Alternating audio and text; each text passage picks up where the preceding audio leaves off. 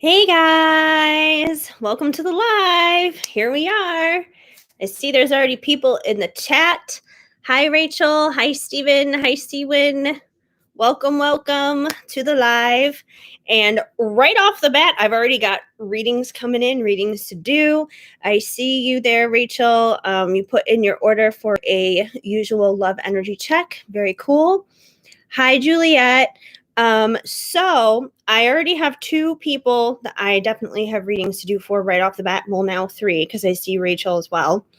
But the first person I'm doing a reading for, these people put in their orders before I even went live and all that kind of stuff. So that's why they're the first ones up.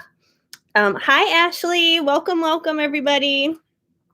So the first person up is Grisella from the Twin Flame support group over with Bridget stuff.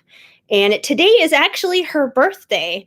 By the time she watches this, because I know she's like so many hours ahead, it's not going to be her birthday anymore, actually. And I know she's going to watch this when she wakes up in the morning so she can, see her reading. But yeah, so I know she's not here live right now, but I am going to go ahead and answer her question for her so she can tune in and watch this right away when she gets up. So happy birthday to Grisella. And I hope that this year is going to be just like amazing for you and filled with blessings and favor and abundance. And I definitely trust and believe it will, because I know you're a pretty awesome person and you're out there doing amazing things as well. And now I'm getting random messages too. So let's see what else is going on. I'm sorry if I'm slaughtering your name. Preslava. I'm sorry if I'm totally slaughtering this. Hi Heather, I'm having trouble logging into my PayPal. How does Venmo work? Well, if you go into the App Store and download Venmo, it's free. It's free to download. And I mean, they should basically be able to walk you through the steps on how to set up your stuff there on Venmo. I don't know exactly offhand what those instructions are because I signed up for Venmo a long time ago and I don't exactly remember how all those steps go, but they should walk you through it. I know a lot of people who use Venmo. It's pretty easy. It's pretty simple. I think Venmo is actually owned by the same company as PayPal, but it should work. So I would say just try downloading it and hopefully you get it figured out. But anywho, let me just double check, see if this is another person with oh, that's the person I'm doing the second reading for. But first I'm going to do Grisella's right now. Okay, good luck. I'm hoping that you figure it out. Anyways, so Grisella, happy birthday, like I said. And her question is, she just basically wants to know if her person is still thinking about her and in what way. So this is actually her birthday reading, so I'm doing it for her on the house. Most of the time I don't do them on the house, but since it's her birthday, she gets a freebie, which is totally cool. See, when all I did was download the app and link my card for Venmo. Yeah, it should be pretty easy. So see, when if you can walk them through that would be awesome if there's any confusion there. But let's see what we got going on here for you, Grisella. I'm going to do a Venti for you. I'm going to give you some tarot and oracle cards for your birthday. So let's see what he's thinking about, what he's feeling dealing with you, and in what way, how it's going down. So let's see. There's no app in the App Store. Huh, that's weird. There should be. That's how I downloaded it. I don't know what kind of phone you have. I have an iPhone, so I just went, oh no, don't be doing this weirdness to me all of a sudden. Google just signed me out. I hope you guys can still see me and hear me. This is so frustrating when this happens. I may have to have two tabs open now because of this. I don't know why it does that. It's so freaking annoying. Now I gotta find my password because I have like a million and one different passwords. Okay. There it is. I found it. Sign me back in, please. Okay. All right. I'm there. Okay, good. Yay. I'm back in on the chat. At first I was afraid that I was going to have a second tab open for the chat because that's happened to me before where it like signs me out randomly out of nowhere and then I can't get back into the chat. Like I'll be here live for you guys, but I can't see what's happening in the chat. But thankfully, I can see it. It says I'm successfully connected now. Oh, it's so weird. I don't know why it does that. It's like, hey, I want to freak you out for a moment. Thanks a lot, technology.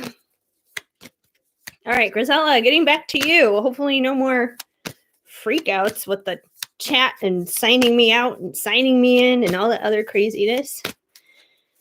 Let's see what's going on with him. Let's see where he's at with you. See how he's thinking. Hi, Jenny. Our twin flame DJ's in the house. Gotta love that. Here you are. Yes, indeed. All right, Grisella. First card out we have is the Page of Wands. So, those wands are about passion and fire and desire. So it does seem like he does still have that. It is page energy, which means, unfortunately, that's not usually about taking action. It's definitely not a king who's sitting in his power and in his authority. Pages usually kind of just hang back and they kind of watch and they observe. They think about stuff, but they don't necessarily do stuff, which makes sense in your situation because I know a lot of stuff is not happening, but he's definitely thinking things. And, those wands can also be kind of phallic. So he's probably thinking with the southern hemisphere sometimes rather than the northern hemisphere when it comes to you. Miss you too, Jenny. I know you've been dealing with some stuff because, I know I've seen you mention it like briefly here and there with your posts, like music related posts, dealing with a lot of different stuff. I hope everything's going okay. And I know your house was like really cold too, so I hope it's warmed up. We also have the Four of Cups, and this so does not surprise me when it comes to him for you, because the Four of Cups is basically the card of being stubborn. And I know he can be really ridiculously crazy, super stubborn when it comes to you. That's how I always see this card because, we have this unicorn here and it's got its attention focused on these three cups down here, but it's being offered this cup up here, and it's completely and totally ignoring that cup. It's focused on the other three. And it's not to say that the other three are necessarily bad things or terrible things, but they're definitely distractions. They're things that he doesn't necessarily need to be involved in. And the thing that he needs, the thing that's good for him, is up here, and he's totally ignoring it. He's aware it's there, but he's like, no, I'm going to be stubborn. I'm going to ignore that just a little bit longer. It's like a little kid that has been trying to tie their shoe and they're so frustrated and they're so persistent. They're going to do it themselves. They're going to tie their shoe themselves when really they should just go ahead and accept that help. So that's kind of how he is, which doesn't surprise me. So he's definitely still very stubborn in that stubborn energy. I feel like, you're that fourth cup there, the thing that's good for him, the thing that's being offered to him. And he's like, I think I'd rather be stubborn. That's fine. So yeah, he's still in that stubborn space. Why am I missing some cards here? There we go. So that doesn't necessarily surprise me. But let's see how else he's thinking. Let's see what else is happening here. We have the Two of Wands. So it seems like he's trying to make some decisions right now because the Two of Wands can be about trying to make a choice. But since wands are about that passion and that fire and all that kind of stuff, usually when we do make a decision in this type of energy, we're confident about it at least. So I think that's what he's trying to do. He's trying to get himself into a place where he feels confident, where he can boldly move forward in the choices that he does make. So he's trying to do that right now. He's trying to figure that out. Trying to get confident there. Typical retro. My heater broke. Truck needs alternator. Oh God. Had to trespass some cray guy. Had a call in gunfire from 5 houses down. Oh my gosh. That's just the highlights. That sounds like insanity. That sounds like a crazy reality TV show you're living there or something. Oh my gosh. Like, you don't even have time to necessarily obsess over your person or anything because of all that craziness going on. Whew. There should be a camera following you around for that, Jenny. That should be Venmo for Apple. Yes. Yes, indeed. I'm in the United States. Oh, or maybe you're asking the other person. I'm like, wait, what? Okay. Anyways, let's see what else we got for you here, Grisella. The Ace of Cups, which is a new beginning in love. And that's a positive thing, a new beginning in love, fresh emotions, emotions just overflowing and bubbling over with all that goodness. So I do feel like whatever decision he wants to make here in terms of stepping forward in confidence, when he does do that, it's going to be a new opportunity in love. But I feel like it's taking him a while to get confident because he's still got this stubborn streak happening there. But I do feel like once he's confident enough, he is going to come forward and offer you a cup of love here. There's going to be this brand new beginning in love. Don't know exactly when that's going to be. Maybe that's the key. Maybe I should pull some divine time cards for you so we can kind of get a time frame. Because I know you've kind of been sitting in, just kind of sitting in balance here, sitting in the in-between, just kind of waiting it out. Oh, this one just wanted to flip out. Oh, we got the Chariot. I feel like this came out for you before. Like, I know it's been a while since I've done a reading for you on here, but I feel like the last time I did one, I know this came out. I know the Four of Cups came out because we've talked about how stubborn he is like 1,000,001 times before. But I feel like this one came out too, where he was like ready to get into his chariot. And I still feel like he wants to get into his chariot. He wants to get into his chariot and move forward and take action and come towards you and all that good stuff. And I feel like he's going to do that in confidence when he makes a confident decision to do so, because he's been thinking about that passion. He's been thinking about that desire with you, and he wants to offer you that cup of love. So I do feel like he wants to do that, but he's got that stubborn thing going on. It's so frustrating. So it's kind of like a lot of the same stuff is coming through that I feel like came before last time. And that was like a while ago. Like that was at least a month or so ago. I know it was a while ago. Let me get one more. And then I'm going to pull some divine time cards for you, because I myself am personally kind of curious. I'm like, what's the timing on this? Like, we keep getting the same energy, but it's like, when are we going to see this take action? When are we going to see this Chariot happen? When are we going to see him stop being stubborn? Like, we get the point. We get the point of where he's at, but we have the World. So, the World is basically like, it's like having the world at your disposal, basically. It's the cycles of life and everything. So I do feel like, he feels like he has the world when he's with you. You are the world to him. The world is a good thing. It's a positive thing. Let me get some of those divine time cards here, because I just want to know, when is it going to happen? When is it going to happen? When is it? So let's see. Let's get some timing stuff here for Grisella. When is he going to finally snap out of this? Because like I said, it seems like what he's thinking and like how he's feeling towards you is still positive. It's still good. He may be stubborn, but he doesn't have negative feelings towards you. It is good stuff. But we got to see here when this is going to happen.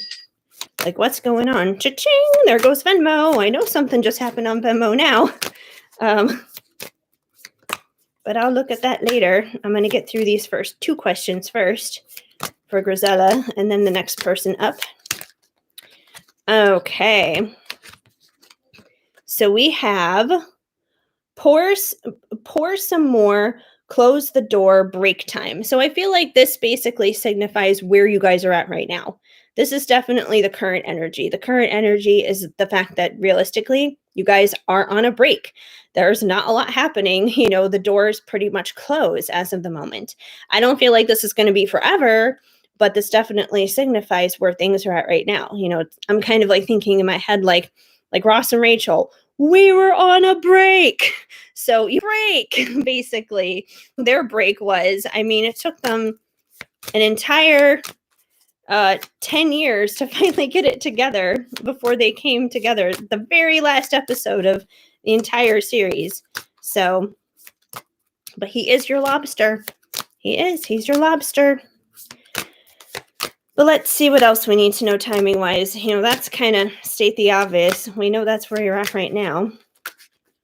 We also have what is time? Who is real?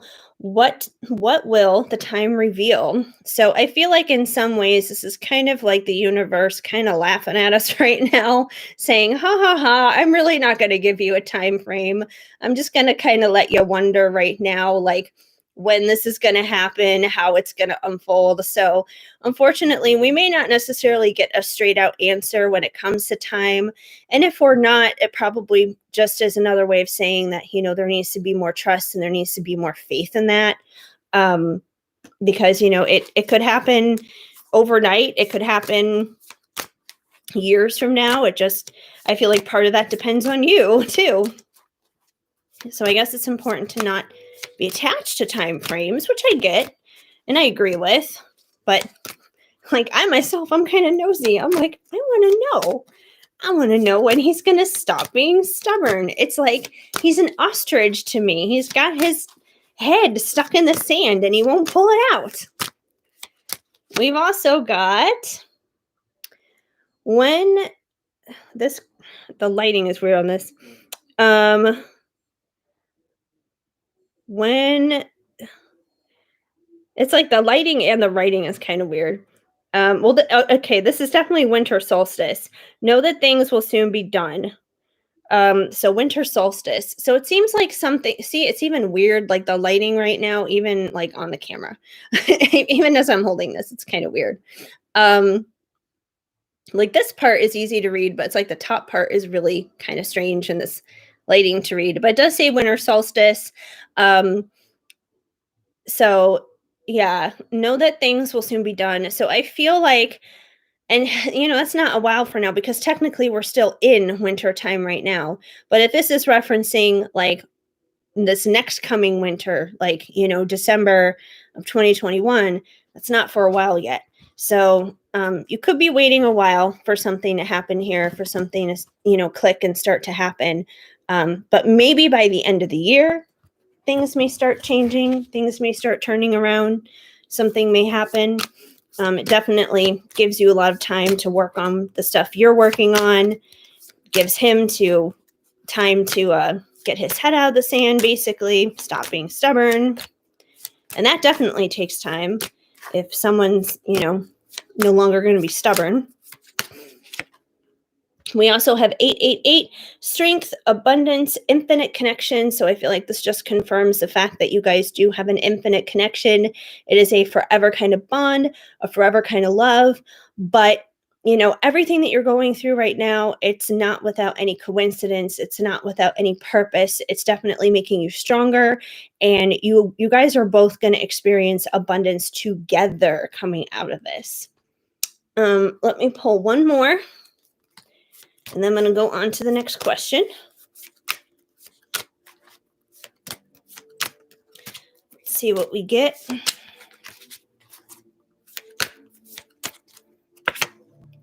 And we have seconds tick by, stop watching the time, obsessed and repressed. So like I said, I kind of feel like we're not going to get like a definite, this is the time it's going to all come together kind of thing. I feel like we kind of got a little hint there with that winter solstice thing that something may shift, something may move and change around that time. What exactly? I don't know. But I do think whatever it is, it's going to be positive. It's going to be a good thing. But yeah, I feel like this is just kind of saying that, looking at the clock is definitely not going to help.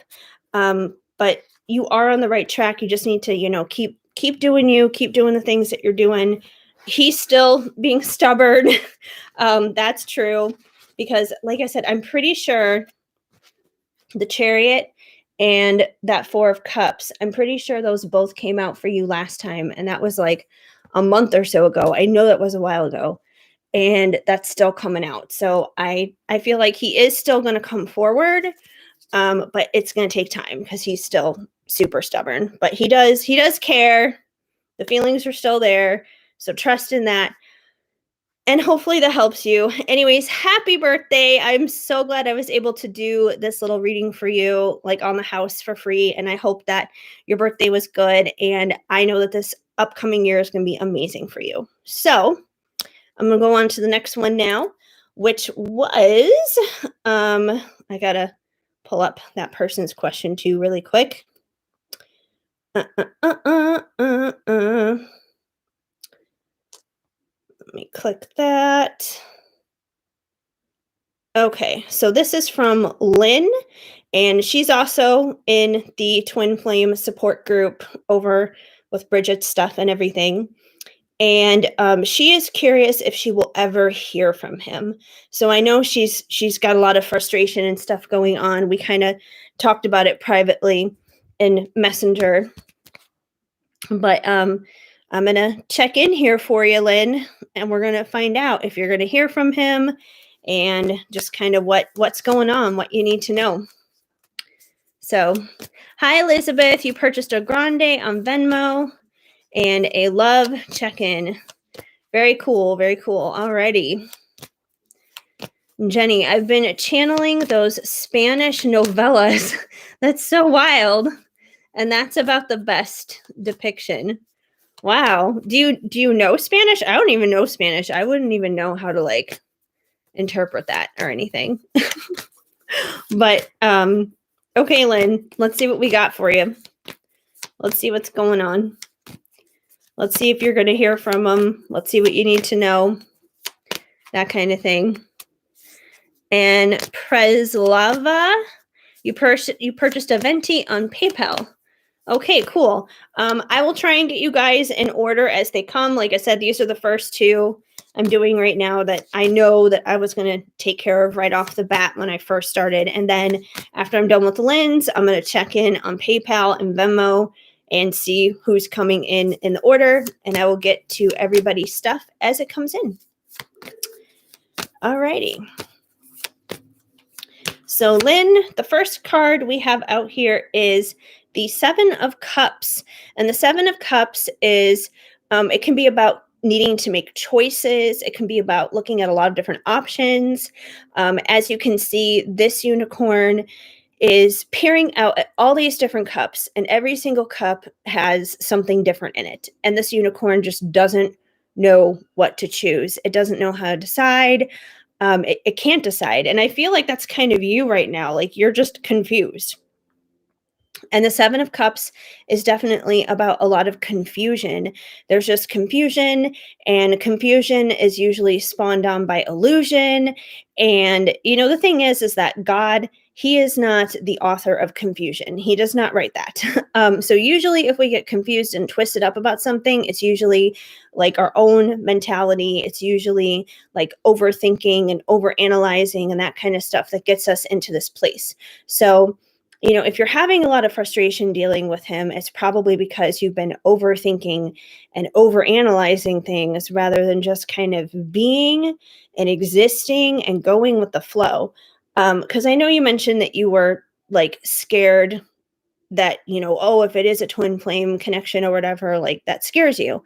And I'm not saying that's not scary because it can be very intimidating, but at the same time, if you figure out that yes, he definitely is, and if you move into a place of acceptance when it comes to that, there's going to be less confusion, because then you're going to be like, okay, I accept this is what it is. Now that I know what it is, I need to start learning what it is I need to do in order to handle this the right way. But you can't handle it the right way if you haven't even accepted it, you know? It's kind of like, you know, if somebody has an alcohol problem, for example, you know, they can't go to AA and they can't become sober if they can't even admit they have a problem. And I'm not saying, you know, admitting you have a twin flame is like admitting you have a problem, but that's like the best analogy I can think of to come up with that. But it just seems like there's a lot of confusion with you right now going on with that, because you don't know what to think of his actions and his behaviors and that kind of thing, which makes sense. And sometimes it's best to not try and figure it out. Sometimes it's best to just feel it out and let it just be what it is. Like it is what it is kind of a thing. Because sometimes, a lot of the times, we can't change anything anyway. So it's just kind of better to accept things sometimes. It's like, it is what it is, you know? We also have the Chariot. So it seems like there's more action going on here. There seems to be an action vibe happening just period lately. So it does seem like he probably will take action towards you at some point. I don't know exactly when. This could be an indication of sometime in the near future or the far future, but it does seem like he will probably take action towards you, probably to clarify some of this confusion. And, this can also be about beating out adversaries and competition and that kind of thing, but it's definitely a card of taking action. So it does seem like he probably will take action at some point. Let's see what else we have. Rachel, you ordered a Venti. Sorry you didn't mention that with your question. That's okay. I'm still on question number 2 here for the second person as it is for Lynn. So I will get to everybody else's afterwards, after I finish with Lynn's question.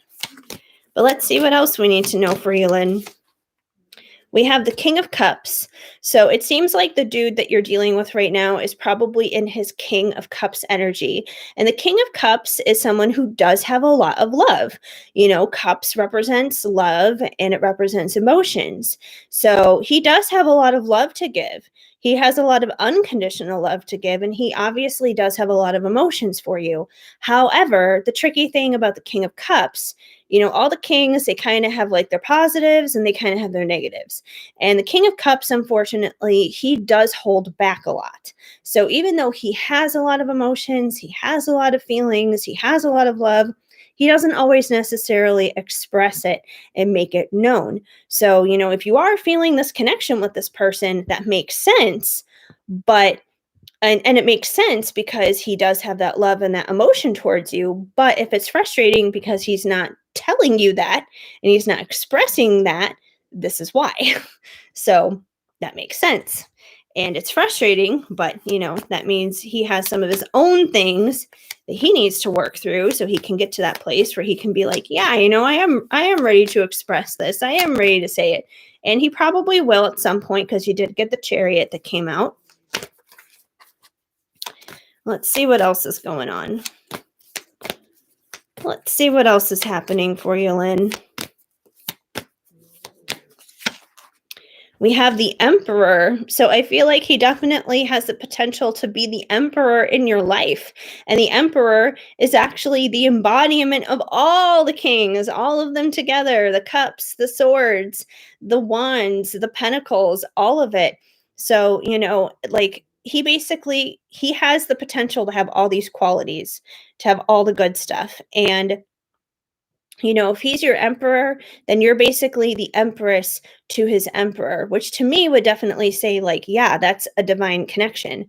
Like, if this was just some random asshole or something, if this was just like some karmic dude that's no good for you, you'd probably be getting, pages or something. But you're getting like a King of Cups, you're getting the emperor. So, he's probably like somebody who is, high in his power that would be good for you. But like I said, it does seem like there's some stuff that needs to be figured out here, obviously. There's probably things that need to be worked on both of your ends.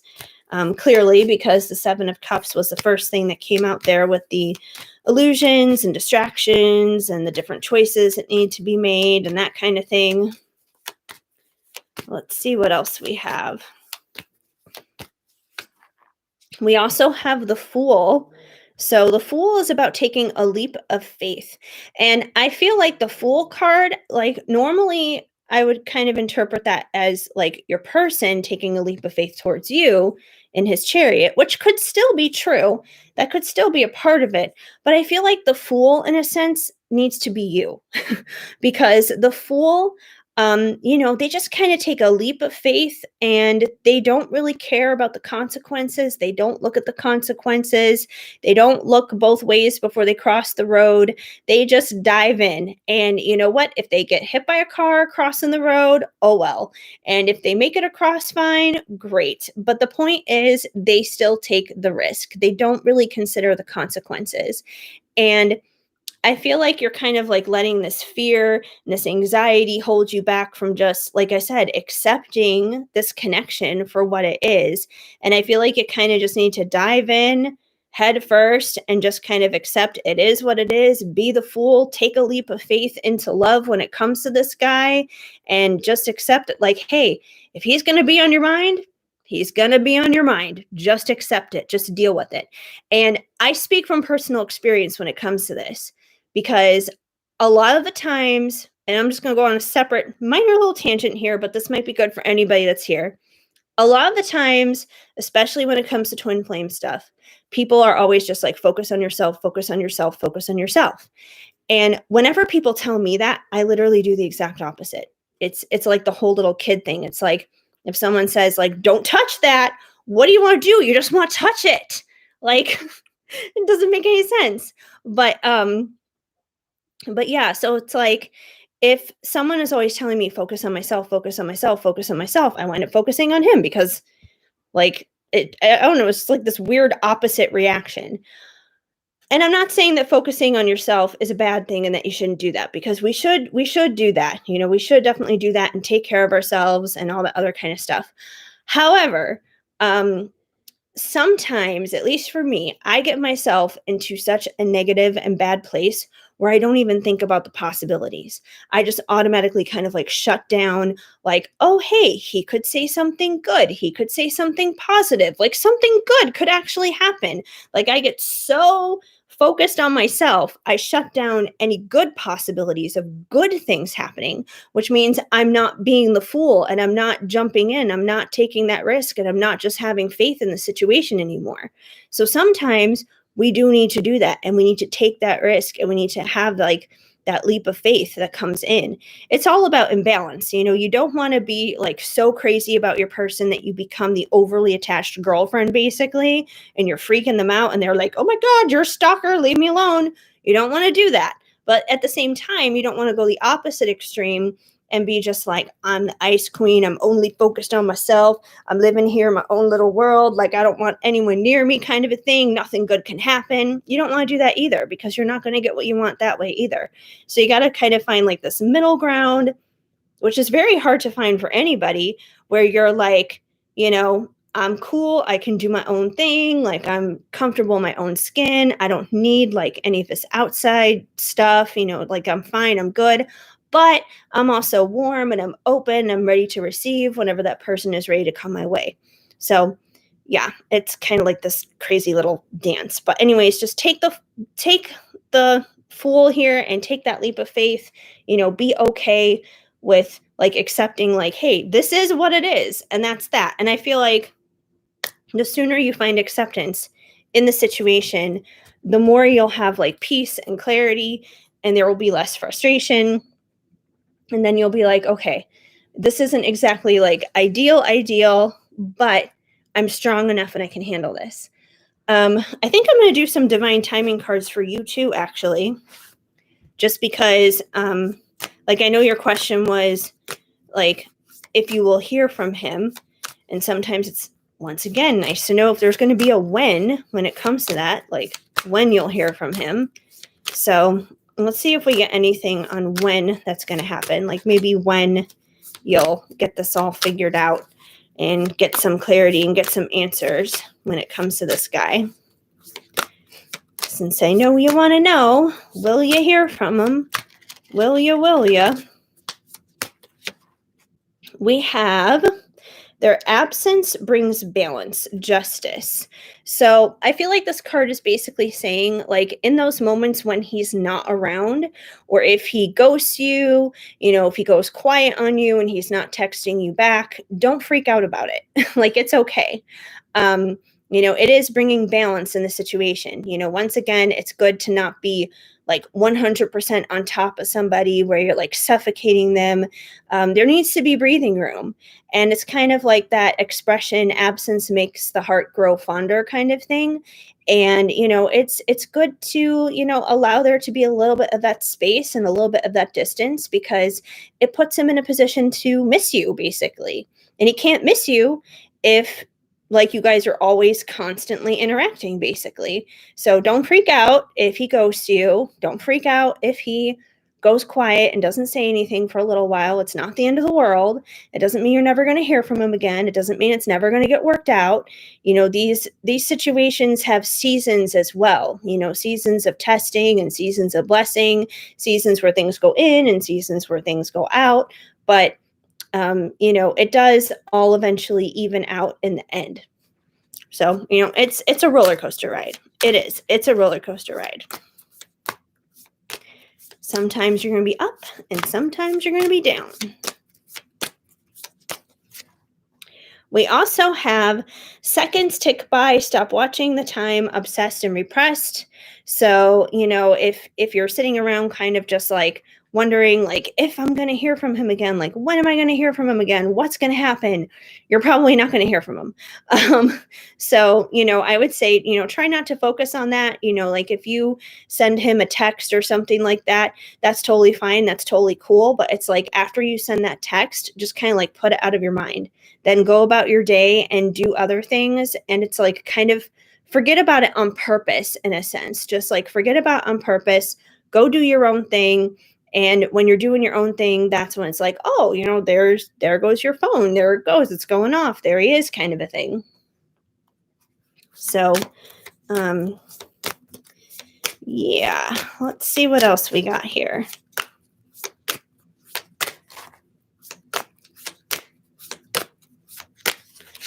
We also have, when the light and dark remain in balance, expect to see solace, breathe life in the barren spring equinox. So we got something happening here, something cooking around springtime. So if I remember right, I think you said something in your message about like nothing happening within the past year or something like that. So it seems like something probably will happen around the springtime. I know you got the chariot that came out earlier. So, maybe he will take action towards you around the springtime. That could be possible. There could be some kind of communication, but something I would say positive overall. That's probably going to happen around springtime. So that's a good thing. You just got to get through winter.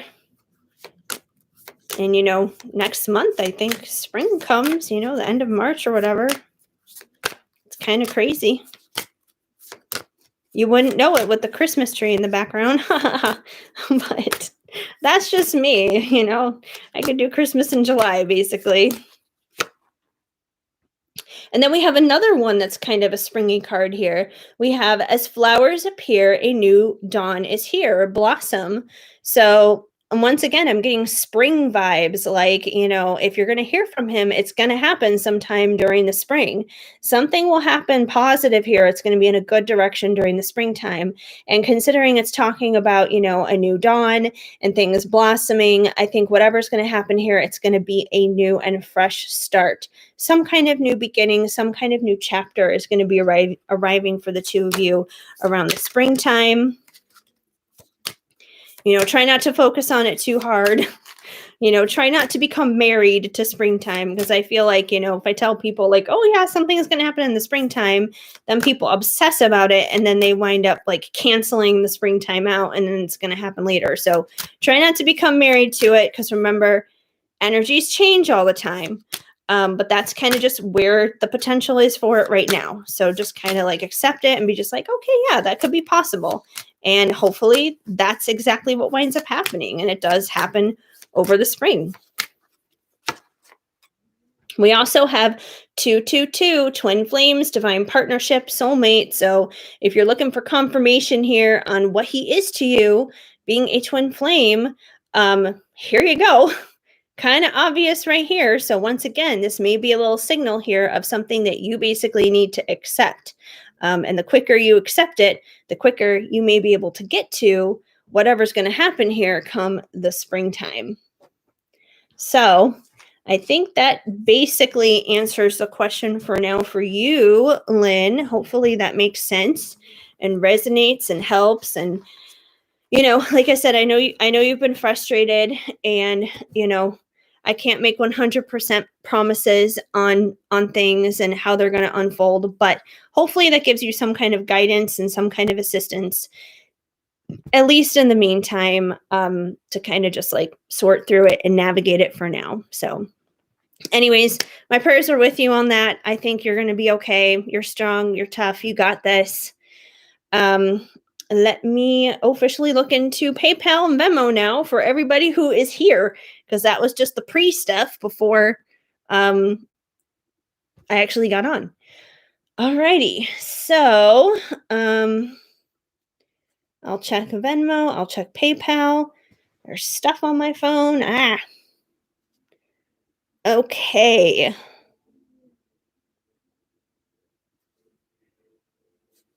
Alrighty. So we have Seawin and Elizabeth. I know I saw both of you mention stuff in the chat.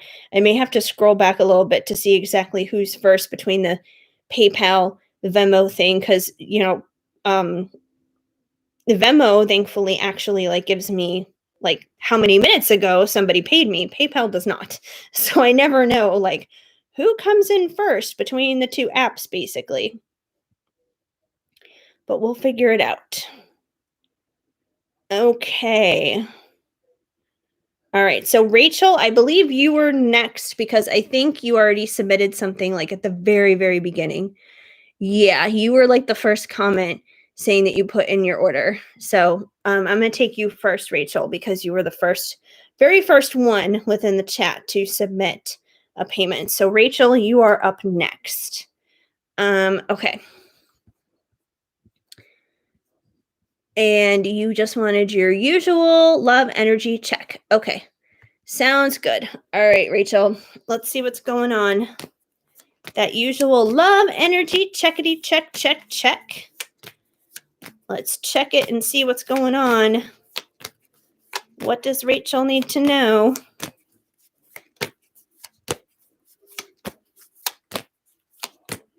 Did you guys all have a good weekend?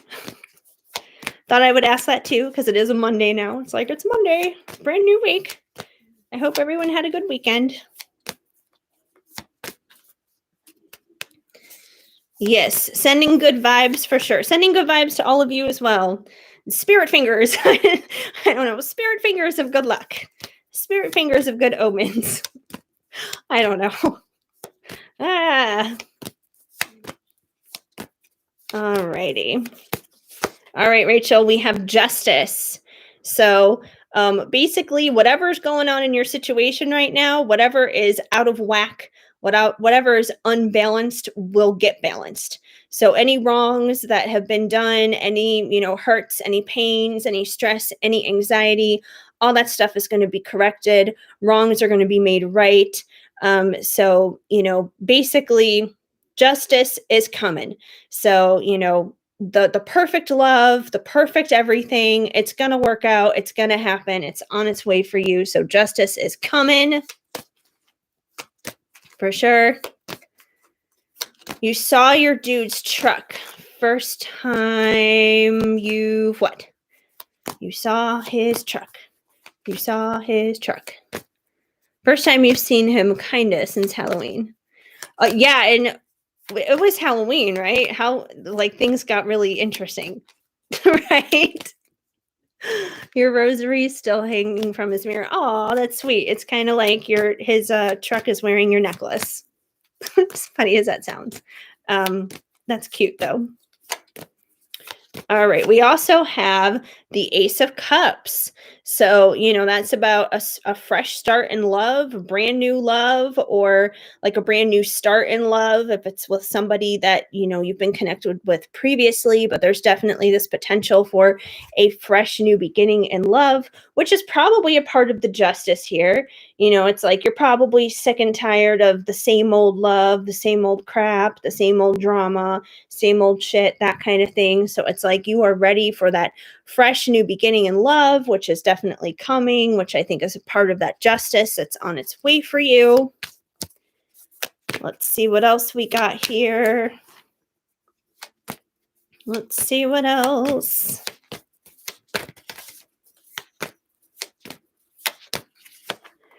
And we have the Page of Wands. So, whoever is coming your way with this cup of love definitely has passion and desire for you. Once again, those pages, unfortunately, they do kind of linger in the background a little bit. They're not the knights, so they're not taking action. They're not the kings, so they're not necessarily sitting there in their authority and in their power. But there is somebody who is thinking about you in a very desirable way. That's for sure.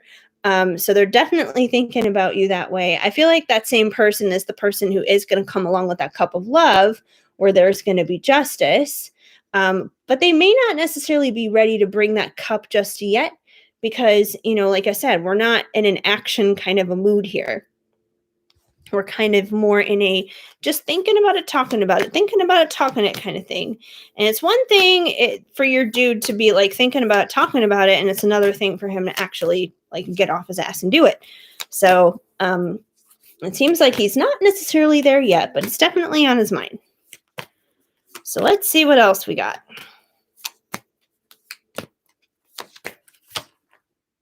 And we have the almost dropped it. The Six of Cups. So the Six of Cups is all about nostalgia. It can be connected to the inner child, basically.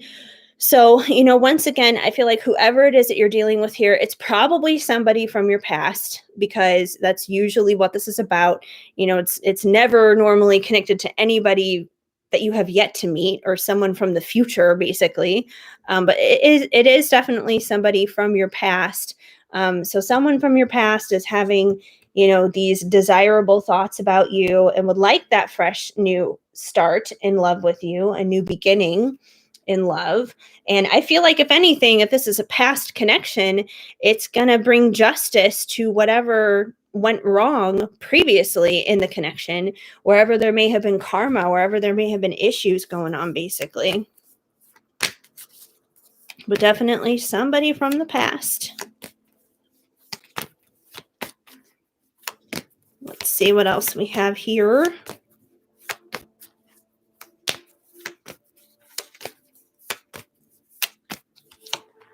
And we have the Empress. So I feel like he definitely looks at you as his Empress. And the Empress, she's the embodiment of all the queens. She's got it going on. She's the mother, she's the lover, she's the entrepreneur. She's super popular and sexy and charismatic and magnetic and stable and reliable. She's got it going on.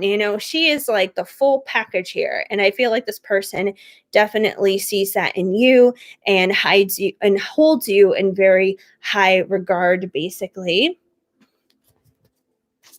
Hi, Rihanna. So glad to join in today. I ordered a Venti through PayPal, open to having what's happening in the connection. Cool. I'm slowly but surely getting through everybody's requests. So I'm kind of jumping back and forth between PayPal and Venmo because we got a couple on Venmo, we got a few on PayPal, so I'll figure it out. I'm going to have to go through the chat and see the order exactly as to who is where, considering it's running on two different apps. But let's see what else we got here for Rachel. And we have the Two of Cups, which is beautiful because that's the two of you coming together, basically, two becoming one, that beautiful partnership. Obviously this is a love reading, so it is definitely a love related partnership of two becoming one.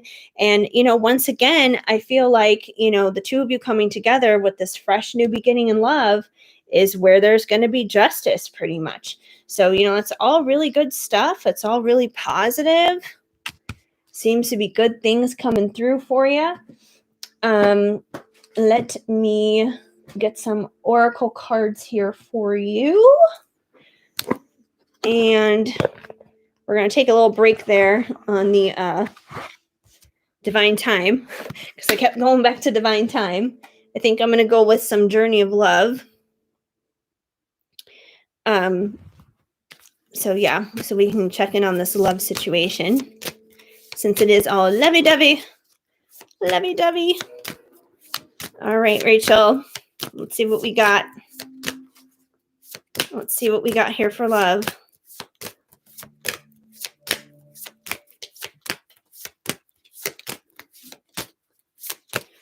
We have destiny. I want forever with you, which just doesn't surprise me, honestly, considering the energy that's already kind of come through with the tarot cards here. This is definitely someone who, sees a forever kind of thing with you, sees you as a part of their destiny, someone who clearly wants you and, loves you and has desire for you and all that good stuff. So that totally makes sense. Totally makes sense. Let's see what else we get.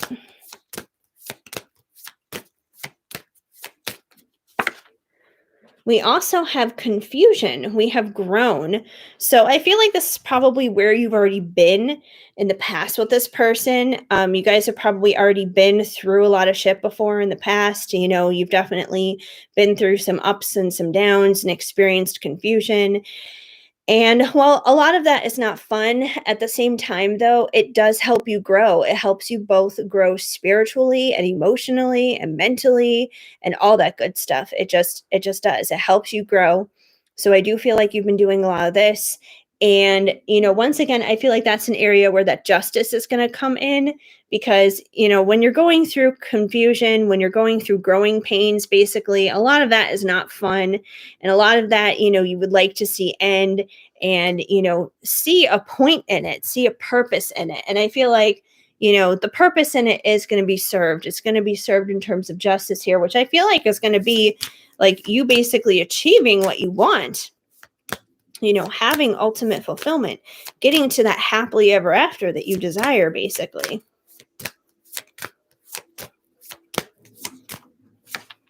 And we have reminded of you constantly, synchronicity. So, I feel like this person is definitely being reminded of you. They could, hear a song on the radio and be reminded of you. Maybe it's like a song of some kind of significance between the two of you. They might see a car that looks like your car. They could be getting the number syncs. It could be a whole bunch of different things, but they're definitely getting reminders of you. You're probably getting synchronicities as well, because chances are if they are, you are, kind of a thing. And let me get one more here for you.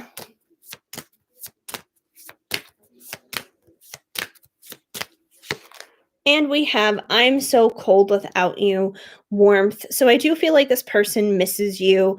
And, kind of like the winter right now, they kind of feel like they're just like in the winter snow, basically, that they feel all frozen. And they see you as someone who's very warm and caring. And, your unconditional love definitely brings warmth to their heart and joy to their heart. So, yeah, but I feel like there is going to be justice in this situation. You guys are going to work this out. It is going to come together. A lot of the time, these things take time, unfortunately, which I understand, and it can be frustrating, but that seems to be where it is at right now. Just my chair a little bit here. All right. Okay. Let me see what's happening here in the PayPal and Venmo land. Refresh ya. But hopefully that helps you out there, Rachel. Okay. Let me scroll up and see who was after Rachel in terms of questions. Because I don't know exactly who was next after Rachel. Just in terms of the chat. Like I know I've got stuff here on PayPal and Venmo, but I don't know in chronological order what is going on here. Let's see. Just double checking.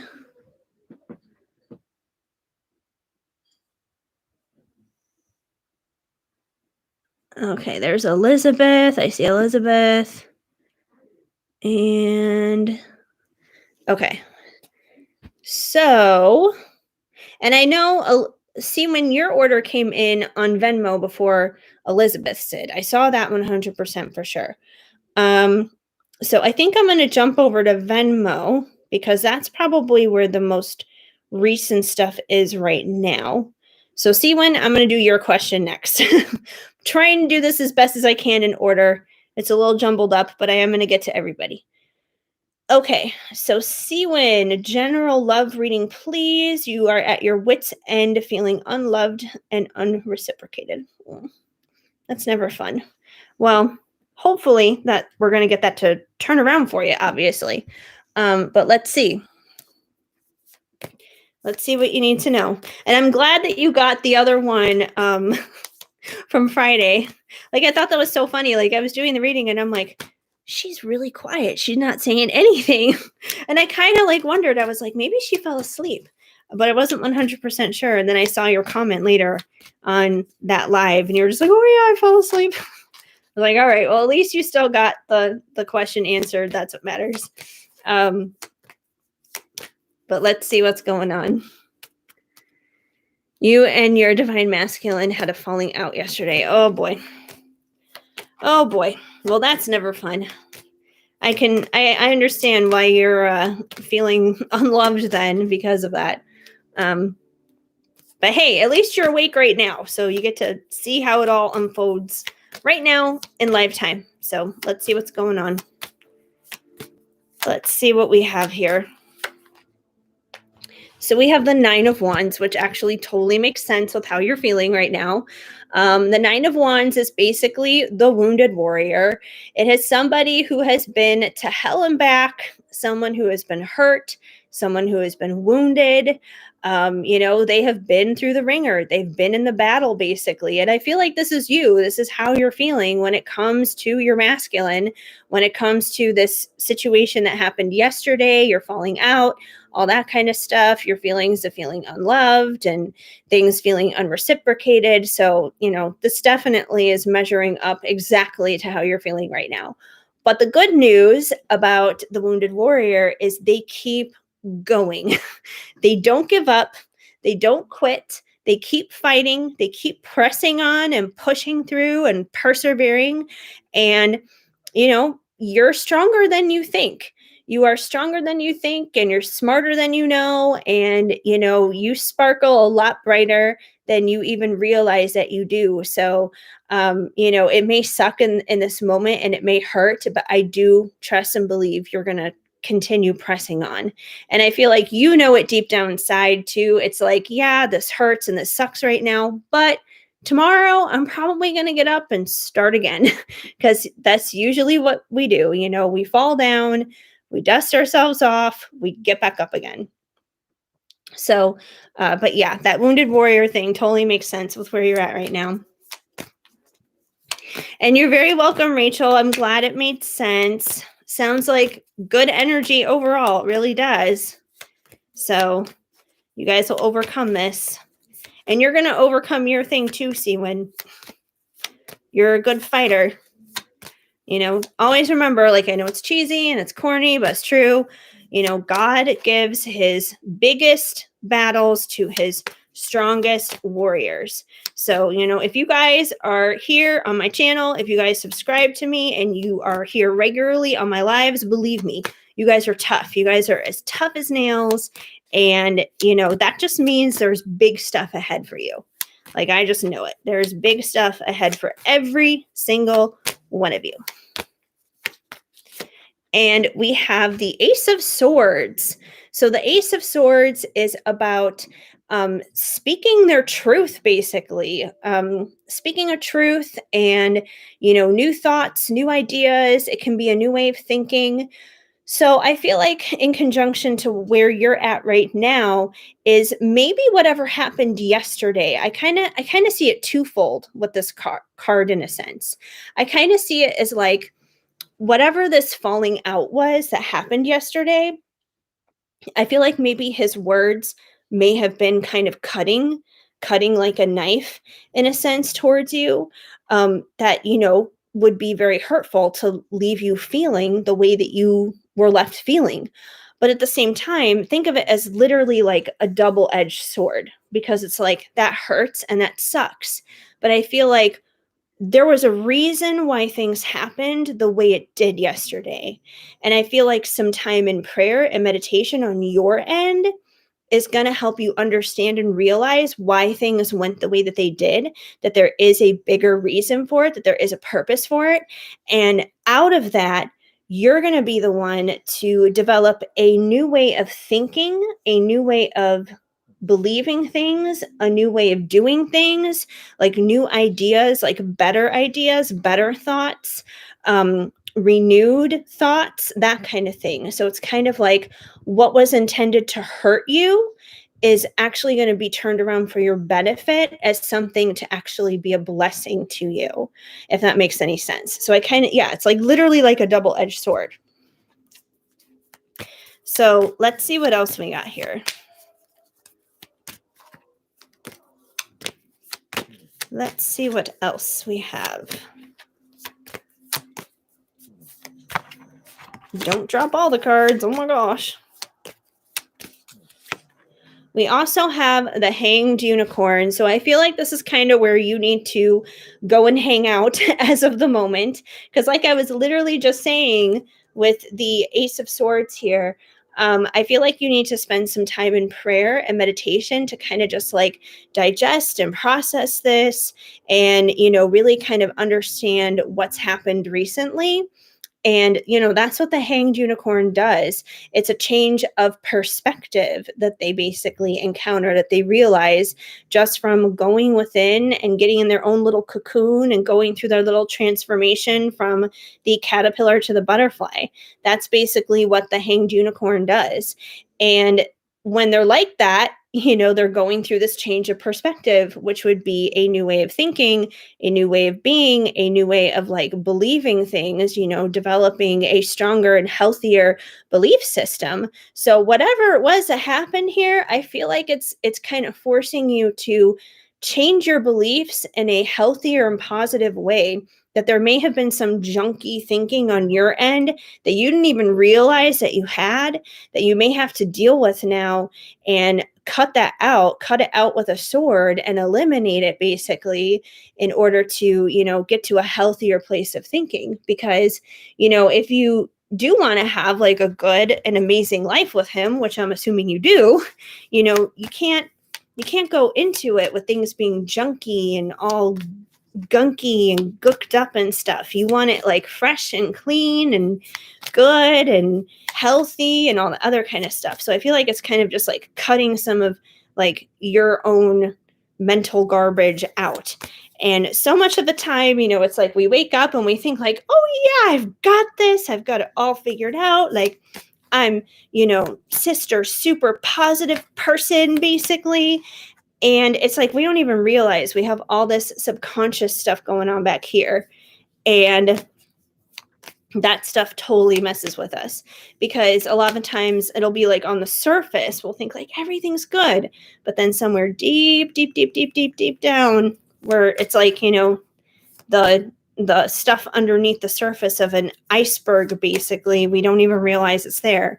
And then it's kind of forced out in certain situations, and we realize like, oh crap, that is there. We do have to deal with that. And that happens to me all the time. I feel like that's happened to me like way more since I've been here in Chicago than it has happened to me in LA within the past year, because just like physically being here is forcing me to deal with stuff that I never had to in LA. Like I could escape into my own little fake la la land basically there and not deal with things. And here I have to deal with some things. So, yeah. I'm pretty sure I'm done with him. May wait for twin flame or go looking for new. If you are going to go looking for new, like there's nothing wrong with that if you want to, but I wouldn't do it in the hurt place though. Make sure you got that shit healed, because you don't want to like pull in a karmic person or something, which is going to pull in even more pain and even more agony. Then that's going to be more shit on top of the shit you've already got. So, just make sure you're in a good place if you do decide to do that. We also have the Knight of Pentacles. So I feel like the Knight of Pentacles, unfortunately, probably is him. And the Knight of Pentacles is someone who is actually stable and reliable. They are grounded because that's what those pentacles do.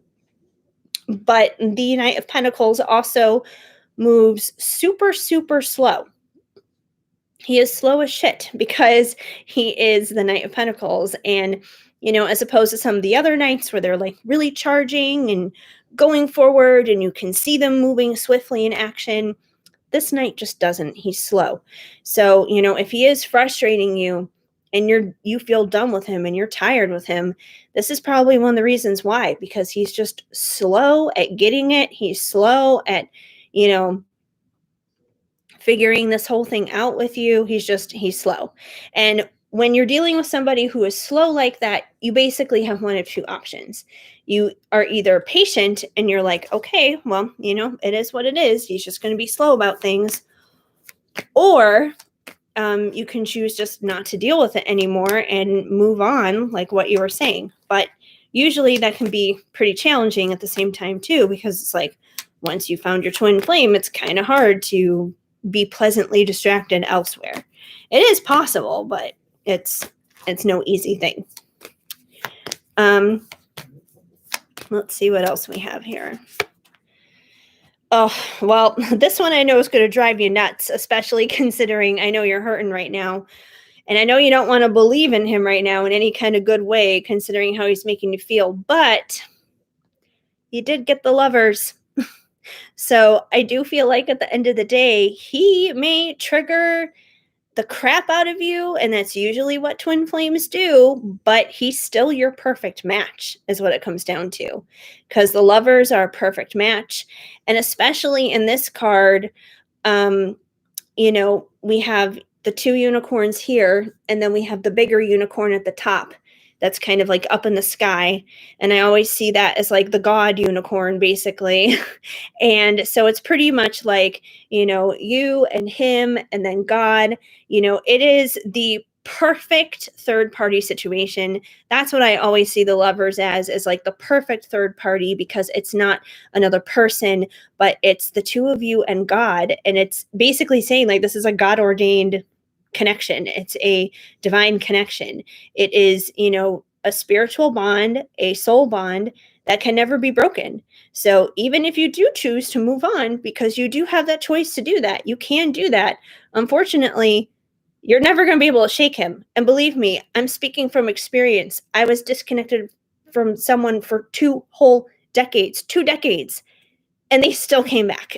So that's why I'm saying, like, this isn't like easy as just like unplugging something. Basically, it's not that simple, but you can run, you can hide, but you can't necessarily escape this. But let me get some oracle cards here for you. Like I said, I know it's probably not what you want to hear, because I know you're mad at them, but that's the cards that came out. Like, I can't control that. It is what it is. All right, let's see. Oh, ho, ho, ho. I'm going to do some Ocean of Emotion for you, just to kind of see like where he's at emotionally after coming out of this fallout from the weekend. So yeah, we'll see. Yeah, it's frustrating, but you know what? That's kind of That's kind of the point of what a twin flame does. They're like the one person who's going to trigger you more than any other person on the planet. And we all have like close personal relationships with people that can trigger us. It doesn't even have to be romantic. Like, oh, we had one that just flipped out already. I could barely even do anything. But yeah, I mean, we could we can be triggered by like our family, our friends, and all the other kind of stuff, but it's always our twin flame who does it the most. Like, they hold the key to the insanity, basically. But this one flipped out. I was like barely even shuffling anything, and this is the first thing that came out. And we have guilty, riddled with guilt and shame. So I feel like this is basically saying he feels bad. He feels bad about whatever went down between the two of you over the weekend. He feels bad about it. So if he said some things to you that were hurtful and you feel like, oh, like you do right now, like, that's it, I'm done with him because of how he acted, because of what he said, all this other kind of stuff. Um, Maybe what he said was just like in the heat of the moment. Um, but he feels bad about it. He is not feeling good about his behavior and his part in the situation. So he's not doing very well either. So if you're not doing good, don't worry about it. He's not doing good either. That's the other thing too. You guys are going to mirror each other. So if you're feeling like shit about this, he's definitely feeling like shit about it. That's true. I agree with Elizabeth. Don't give up. You got those lovers. Like, I can't control that. They came out for a reason. I was like, well, shit. Here she. Oh, we got another one that just wanted to flip out. Then we have, I swear I didn't do it, innocent. So I feel like this is basically him saying, like, he knows that you're pissed off at him. He knows that you're upset with him. He can feel it.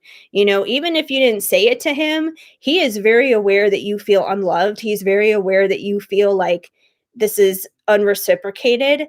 But basically, whatever the shit is that happened, whatever it is he said and did, he didn't mean it. He didn't mean it the way that you're taking it. So he is innocent. He may have been stupid. He may have said some stuff that was really stupid. And like I said, he feels guilty about it. He feels bad about how this went down. He feels bad about what's going on. But he didn't mean for it to turn out the way that it did. He didn't mean to do it that way. So he's definitely feeling remorse. He's feeling bad. He swears he didn't do it. So, he's feeling pretty lousy too. So you're feeling like shit together. Like I said, that's usually how these situations work. Not easy. Let's see. Oh, this one just flipped out too. I'm barely doing anything. We just have ones that just want to flip out automatically here for you. So we have surprise. I have a beautiful surprise planned for you. So I do believe that, he wants to surprise you. He wants to turn this around. Like, he feels bad about whatever's going on here. And especially right now, if he were to do something, I'm sure it would surprise you because of how you're feeling. Um, but I feel like that's probably what's going to happen. It may not be like right here, right now, the second, but I feel like when you least expect it, he is going to do something. Like, you could, give up, and you could, maybe like decide to go on a date with somebody else, like get on a dating app or something and decide to meet somebody. And it's like maybe the night that you're supposed to go on a date with a new guy, that's when he's going to pop up and he's going to be like, surprise, I'm back. I love you. So I do feel like that's going to happen when you least expect it. He's just going to poof, magically appear, magically come in. But I feel like it's going to be a decent surprise because he feels bad about what's been going on so far. Let's see what else we get here.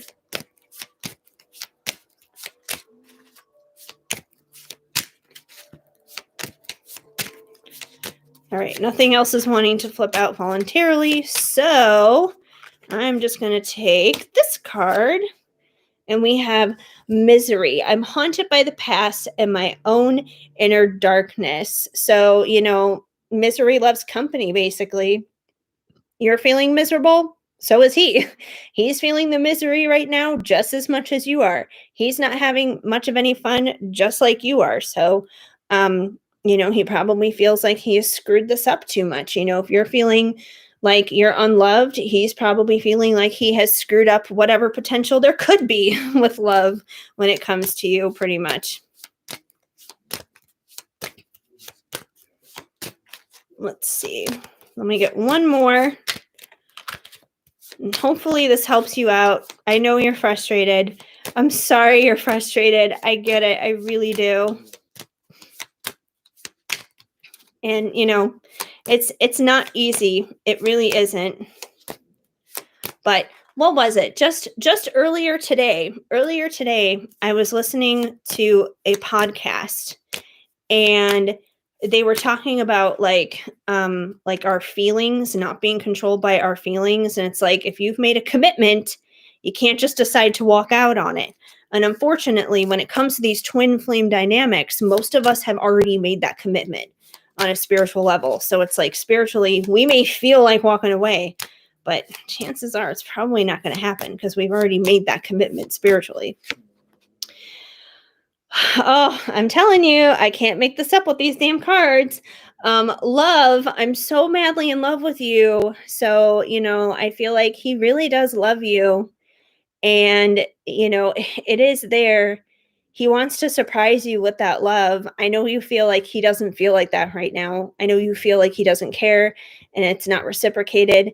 And, he's just this total dick, basically. But it is there. So, uh, I at the same time, it's like I could deliver the opposite info to you with different cards coming out saying like, oh yeah, he's an asshole and he doesn't care about you, and that would be upsetting for a different reason. But I feel like if you're going to be upset and you're going to be frustrated, I think it's better to be frustrated with the fact that somebody does care about you and they do love you, but they don't know how to express it or handle it right, rather than someone just straight up not caring about you at all. And it's like, oh yeah, they just straight up are an asshole. So yeah, either way, they're not easy situations. But like I said, I'd still rather have somebody care about me and not know how to express it than to not care about me whatsoever.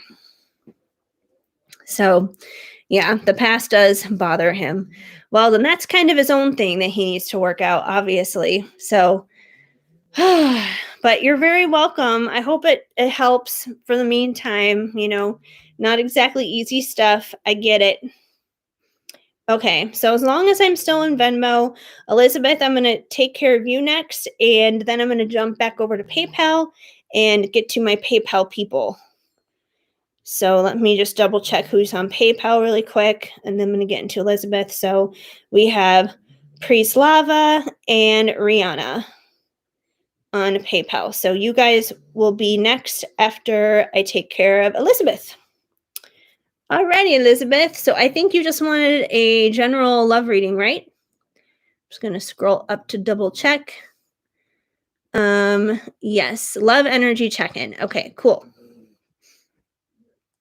Alrighty. All right, Elizabeth, let's see what you need to know with love. Let's see what's going on. Hi, Will, and thank you so much for the donation. That's very sweet. Did you have a question or anything? I mean, I can definitely take a question if you donated. So let's see. Let's see what we got here. Elizabeth, what do we have for you? We have, ooh, ouchie. We got the Ten of Swords. So first of all, are you okay? The Ten of Swords is usually about a painful ending. That something here is painfully ending.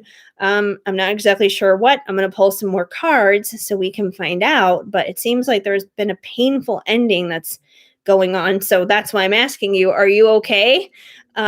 Because, if something's going down here, if there's some heartache that's been going on, I just want to make sure you're okay, first and foremost. But let's see what else is going on, what this painful ending may be about.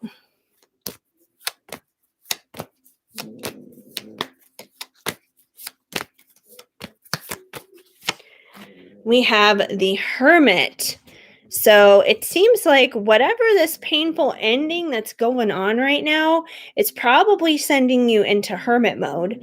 And, hermit mode is about going within. It's that time of prayer and meditation and, just kind of focusing on yourself and focusing on things between you and God, basically, and figuring out where you stand and where you need to go. So, maybe you've been struggling with your dude quite a bit here, and it's kind of felt like there's been this painful ending dealing with him. I don't know if, that's like a forever kind of ending or not, but whatever the ending is, it's painful though. That's the thing. It's painful because that's what those 10 of swords are. It's like, it's not an easy ending is what it comes down to, but let's see what else we have happening. Let's see what else is going on. Hermit mode, which makes sense if you've been hurt, or it could be your person. If it's not you, if you're okay, which I hope you are, if you're okay, it could be your person who's going through a painful ending right now. And maybe he's having to go into hermit mode because he has to deal with that. So that could be a possibility too. But let's see what else we have here. We also have the Nine of Wands. We got that coming back out again with the Wounded Warrior. So, the Wounded Warrior is someone who has definitely been to hell and back. It's somebody who has, been on the battlefield, been through a lot, basically, been through it all, seen it all. They've definitely been hurt, but at the same time, they keep going. They keep pressing on, pressing through, pushing through. They don't give up. They persevere. They persist. So, I do feel like, you know, I think it's my person because I'm feeling good. Well, then it's probably him then. Um, so yeah, then it's probably him who is the wounded warrior right now.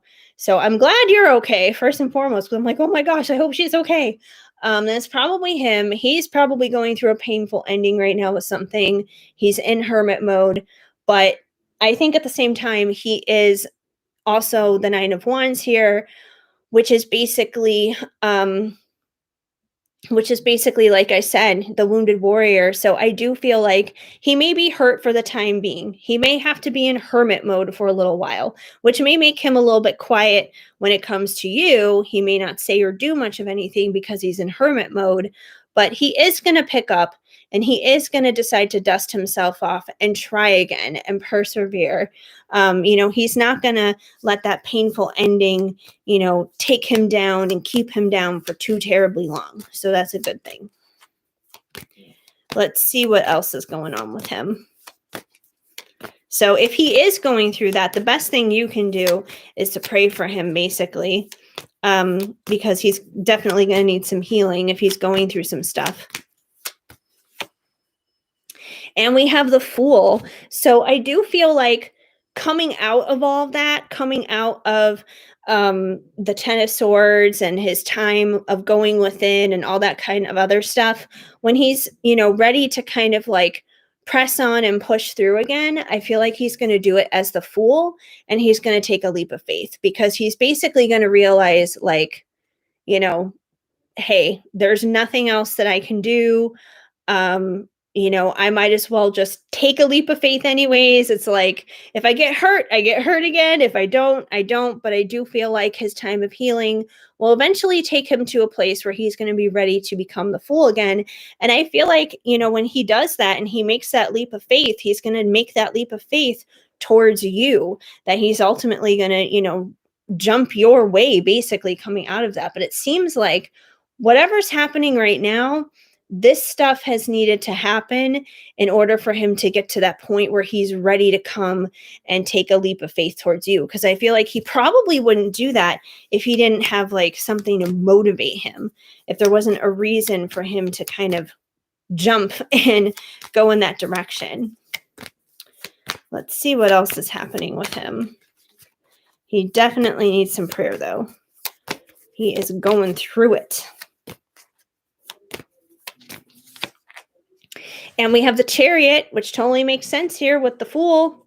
So I feel like, once he's had some time of healing and just going within and repairing himself and getting ready to press on and push through again, he is going to get into his chariot here. He's going to beat out the competition, he's going to beat out his adversaries. And that doesn't even necessarily have to be other people. That could just even be his own mind frame and his own mental habits, basically, when it comes to stuff. And he's going to, get in his chariot and take that leap of faith towards you. So I do feel like he's going to do that eventually. I don't feel like it's going to happen like right now, like in the near future, just because he's going to need to be doing this for a little while, which is a good thing. And you want him to do that because you don't want him to just like take that leap of faith towards you when he's still hurting and when he's still in pain, because then that's going to make things messy and crazy for the two of you. You want things to start off on a healthy and good foot kind of a thing. So yeah, but I do feel like he is going to take that leap of faith towards you, but he's going to need some time. He's definitely going to need some time there. And we have the King of Swords. So the King of Swords, he is somebody who is filled with ideas and thoughts and has a lot of truths to express, a lot of truths to say. So I feel like when he does come your way, when he takes that leap of faith, he is going to express a lot of yawns, apparently, a lot of truth towards you. Maybe it's going to be a lot of what he's learned coming out of this experience. But he's definitely going to share with you a lot of thoughts and a lot of ideas. And also at the same time, I feel like even though he's going to take that leap of faith towards you and he's going to come your way, simply because there may be kind of like residual stuff here in a sense of, him still having a little bit of that pain, maybe, still being a little bit of that wounded warrior here. He may be a little icy sometimes towards you because the King of Swords can also kind of be like the Ice King. He's not like super emotional is what it comes down to. So it's not that he doesn't love you. It's not that he doesn't care about you, but he may be a little bit more like pragmatic and just like practical and sensible in a sense when he comes towards you, rather than kind of act like all lovey-dovey, emotional, like, oh my goodness, I've missed you so much. It may not seem like he misses you, but he does. But I feel like that's just, coming out of this other garbage that he's been going through, basically. That's kind of made him icy. And, last card. We got a good one here. The 10 of Pentacles, ultimate fulfillment. So I do feel like when he gets to that point, when he comes to you, when he gets in his chariot, when he takes that leap of faith, you guys will have the opportunity to have your ultimate fulfillment, your happily ever after here of that 10 of Pentacles. So you guys will be able to have something solid and stable and reliable, something that you can truly build on. So it's like all the destruction and craziness he's kind of dealing with right now, being all hurt and stuff, it's actually in his benefit because it's going to help him become who he needs to be to come forward towards you, so you guys can have something stable when you guys completely come together, rather than, him coming to you as a mess, basically, and things being kind of crazy and chaotic. So hopefully that makes sense and helps you out, Elizabeth. But I definitely appreciate it. Hi, Cheryl. And Will, you asked, what are Emma's intentions with me? Where did you donate, Will? I haven't even checked on my stuff to see where you donated. All right, I'm checking Venmo really quick because that's where I just was. And then I'm going to jump over to PayPal and take my PayPal peeps, because I think we're good. We're caught up on Venmo, which is fantabulous. Yay, thank you. Definitely been meditating and manifesting. Well, keep doing that, and especially keep praying for him, because if he is in that kind of really messy energy, he's going to need it. And he probably doesn't even know how to provide his own love in a sense right now. So he's really going to need it from the outside, being you. Yes, I see you now, Will. I see ya. All right, so now I got my PayPal peeps coming in. So PayPal. All right, so Prislava, you are up first. Since your payment came in first, let me scroll up to see what your question was. Da, da, da, da, da, da. And you would like a love energy check. All right, cool. All righty. So just so you guys know for who is up next, I'm going to do Priest Lava right now, and then Rihanna, and then Will. So that's who is up in the lineup for right now. Okay. Priest Lava, let's see about you. Let's see what's going on here with your love situation. What's happening for a love energy check for you? Let's see what's going on.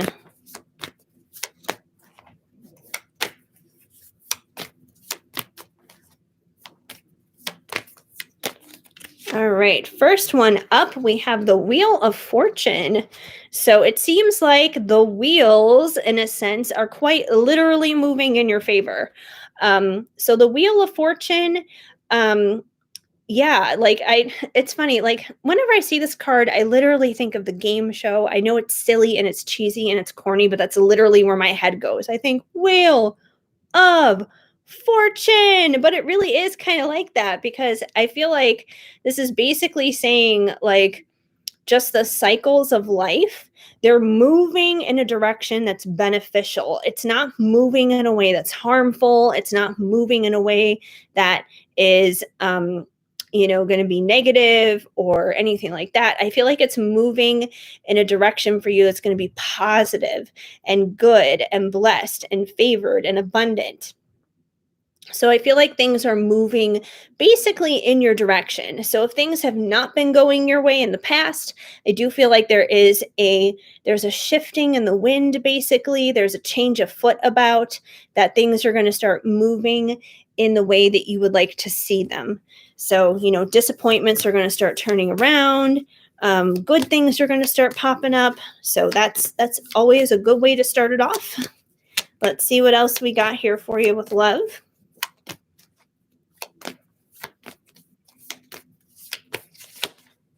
We also have the Fool. So I feel like one of the reasons why there's going to be this positive energy afoot for you is you or somebody that you're connected to could be taking a leap of faith when it comes to love. So it could be that you yourself, you may want to take a leap of faith towards somebody, or someone may want to take a leap of faith towards you and move in your direction. But it definitely seems like, whatever this is, whoever side it's on, whether it's yours or theirs, it's going to be for a beneficial reason, because we already had that Wheel of Fortune come out. So it's going to be something that comes out of taking a leap of faith. Taking a leap of faith in love. Let's see what else is going on here.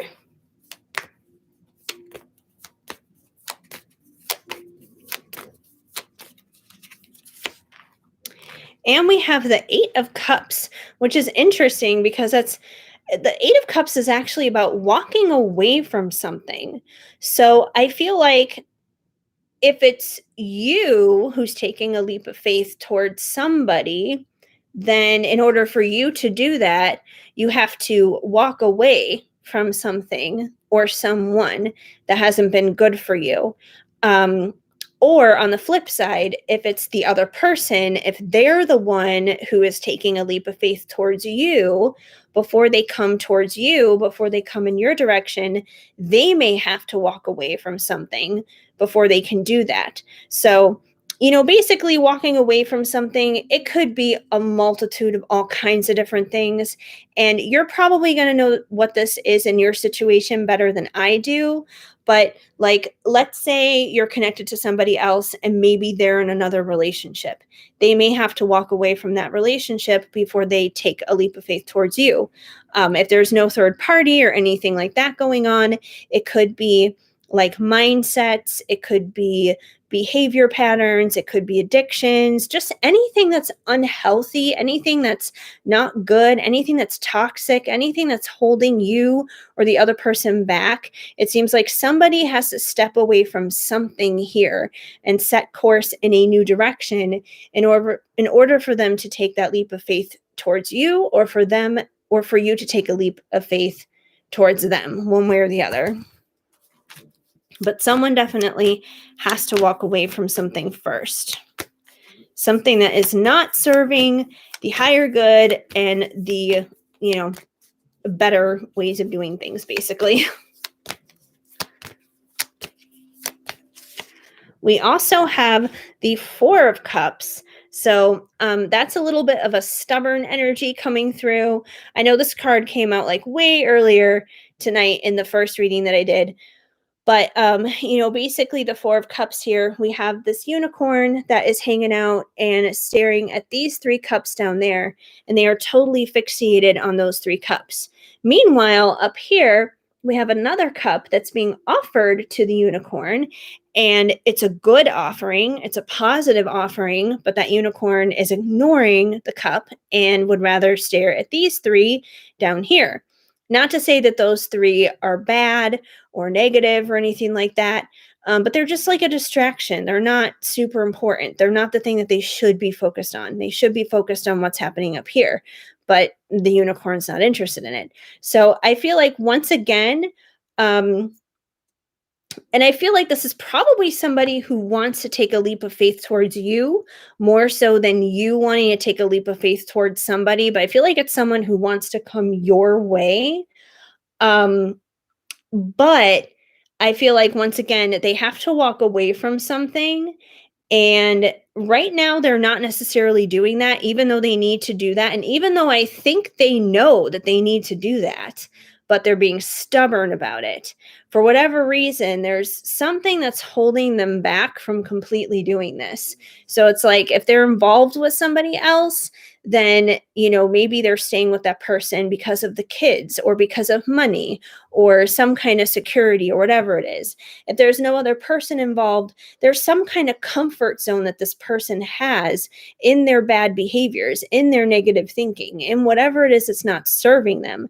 There's some kind of comfort zone there that's keeping them locked in and keeping them being stubborn rather than, moving forward with this cup of opportunity.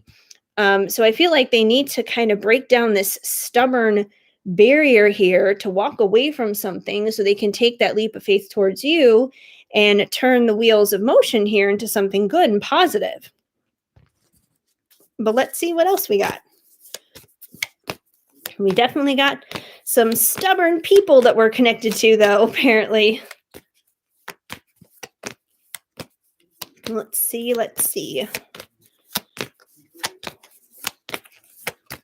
We also have the Queen of Pentacles. So I feel like this person definitely looks at you as the Queen of Pentacles, who is someone who's very stable, secure, reliable. The Queen of Pentacles, she makes like the perfect mom, the perfect wife, the perfect partner. She knows how to take care of her home and take good care of it.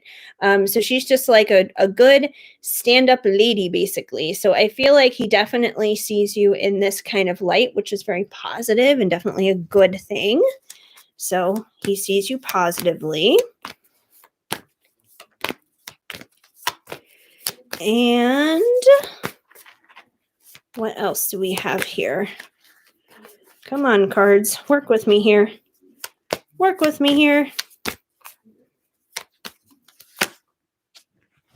And we have the moon. So the moon, it can be a couple of things. The moon usually represents feminine energy. So I feel like, this is definitely a symbol of that, you kind of being like strong in your own feminine energy. But at the same time, the moon can also be about illusions. It can be about like what is unseen, basically. So there may be some illusions that you may have when it comes to love or when it comes to this situation that you may need to kind of see through in a sense. So there just needs to be like light shown on what is true when it comes to the situation. Let me get one more and then I'll pull some oracle cards here for you.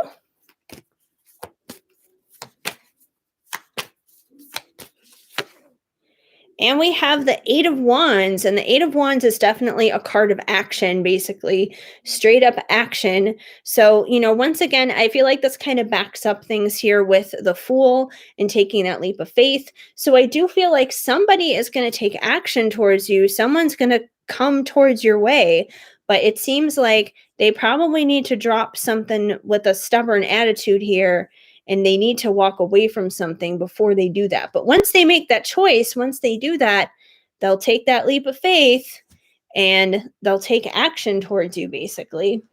Let me see. Let me get some love cards here. Move these out of the way. And we'll go with some Journey of Love 2. So stubborn. I know, seriously, are there just nothing but like Tauruses or something in the house? Because I always think of like stubborn ones or like the Tauruses or whatever. But yeah, I don't know. Lots of stubborn masculines, apparently. It's a thing. But let me get some oracle cards here for you. And we'll see what else we need to know. See what else is going on here. We have soulmate. We've done this before. We will do it again. So this is definitely somebody that you have a strong soul connection to, a strong spiritual tie to. You guys have probably been here before, done this before. You guys have probably have past lives together and that kind of thing. So, if this is someone that you definitely have that strong connection with, there's definitely a reason why. Make no mistake of it. This is not just some ordinary, random, fly-by-night kind of dude. So, if he frustrates you, if he drives you nuts, there's a reason for it. It's not just some coincidence type of thing. And we have attraction. I'm drawn to you uncontrollably. So this person definitely is attracted to you. They're definitely drawn to you. There's definitely that magnetism that is there, a strong, I would say like physical connection too, for that matter. Because it's like you kind of need to be on all levels to have that kind of connection with somebody. It's got to be there physically, emotionally, mentally, spiritually. Otherwise, it doesn't work.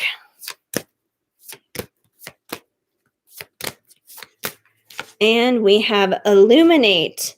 You've brightened my path. So this person definitely has positive vibes for you. I mean, we haven't had like one iffy oracle card come out yet at all. We've got the sun shining here, which is really funny because you also got the moon, which is, about illusions basically and secrets. So I feel like anything that is hidden, anything that hasn't really fully been understood when it comes to this connection and this situation, it will be illuminated. Those things will be revealed. You will understand things because I feel like just as you're learning stuff, they're learning stuff too by being connected to you. Being connected to you helps illuminate things for them. So it's like you guys are really helping each other in a sense, even if you don't realize it. But there's definitely that strong connection that, brings along truths and understanding that you probably wouldn't get with any other person. And same goes for them.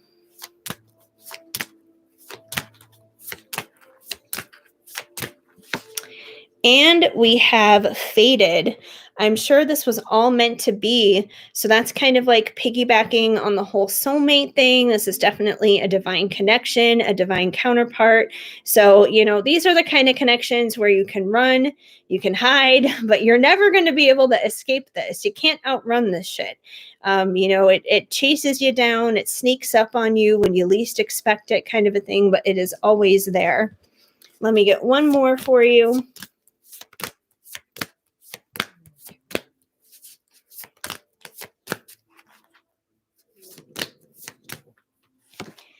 And we have doubt.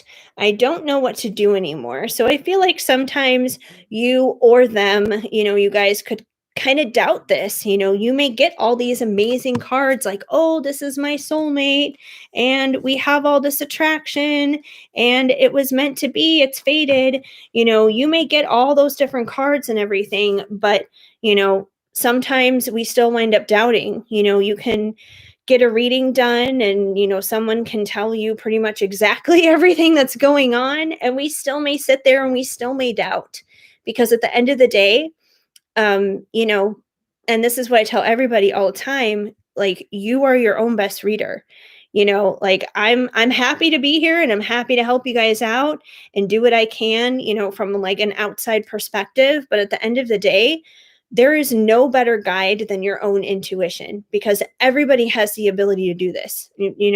Everyone has the ability not just to read cards, but to like tap into your own intuition. Everybody has a psychic ability. It's a spiritual muscle. It's no different than like, working out your abs, but instead of it being like a physical muscle, it's a spiritual muscle. So if you don't want to doubt yourself, the best way to not do that is to spend time in prayer, spend time in meditation, reflect on these messages here that I just gave you.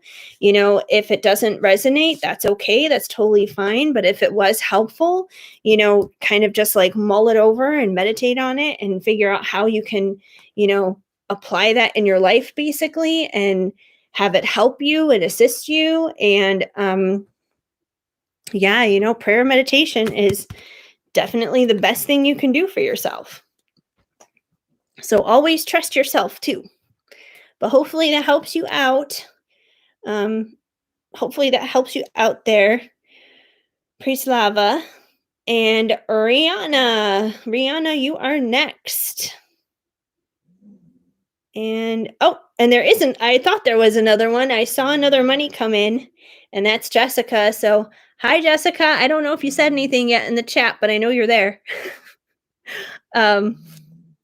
Okay, so Rihanna, did you mention what your question was already? You may have. I've been, scrolling through the chat and everything. Open to hearing what's happening in the connection. Okay, cool. I just scrolled up to look right now. Alrighty. Yes, Will, you are after Rihanna. So right now I've got Rihanna is up on deck now. Will, you are next. And then Jessica, you are after Will. That's okay. Thank you for waving, though. I know you're there because I saw the PayPal come up. All right, Rihanna. Let's see what's going on. Let's check in on your connection. Let's see what we need to know. What's the 411? I got hair stuck to my chin. It's tickling me. No idea what's happening in this separation. Yeah, I get that. And you know what? You know what's really funny? Sometimes, as weird as it's going to sound, sometimes it's actually good to not know. Because I feel like whatever it is that we're meant to know, we're meant to know. And if there are things that we're not meant to know, it's probably for our own good. So yeah, just a side note there. But let's see what you do need to know, because whatever you do need to know is what will come through. All right. How long have you been in separation, just out of curiosity? I know some people it's been like forever. Like, it's so funny because for some people it can be like years and years and years. And then other people it's like, I haven't talked to them in a day. And I'm like, really? You're upset about one day? But anyway, let's see what we get here. Well, it seems like there's going to be some kind of communication coming in. I know you said you're in separation, but something is telling me here it's not going to be forever because you got the 8 of Wands, which is about action. So it seems like he is going to take action. He is going to come towards you at some point. I'm not exactly quite sure. I'm going to keep pulling cards and we'll unfold this. We'll figure out exactly what's going on, but there is going to be action. He is going to come in your direction. So that's positive. You walked away at the beginning of November. Okay, well, November's not too terribly long. I mean, like it feels like it's not that long to me simply because I have been here since November. I've been in Chicago since November and I still haven't gone back to LA yet, which is crazy. It's like I'm literally paying rent right now for storage of like all my shit because I'm not there, which is kind of insane to me right now. So that's a whole other separate thing. But November's not too terribly long ago. That's not even 6 months ago. So that's not bad. Let's see what else we have. But you got action there with that 8 of Swords, so that's positive. We have the 4 of Pentacles. So I feel like right now he's kind of being greedy and guarded.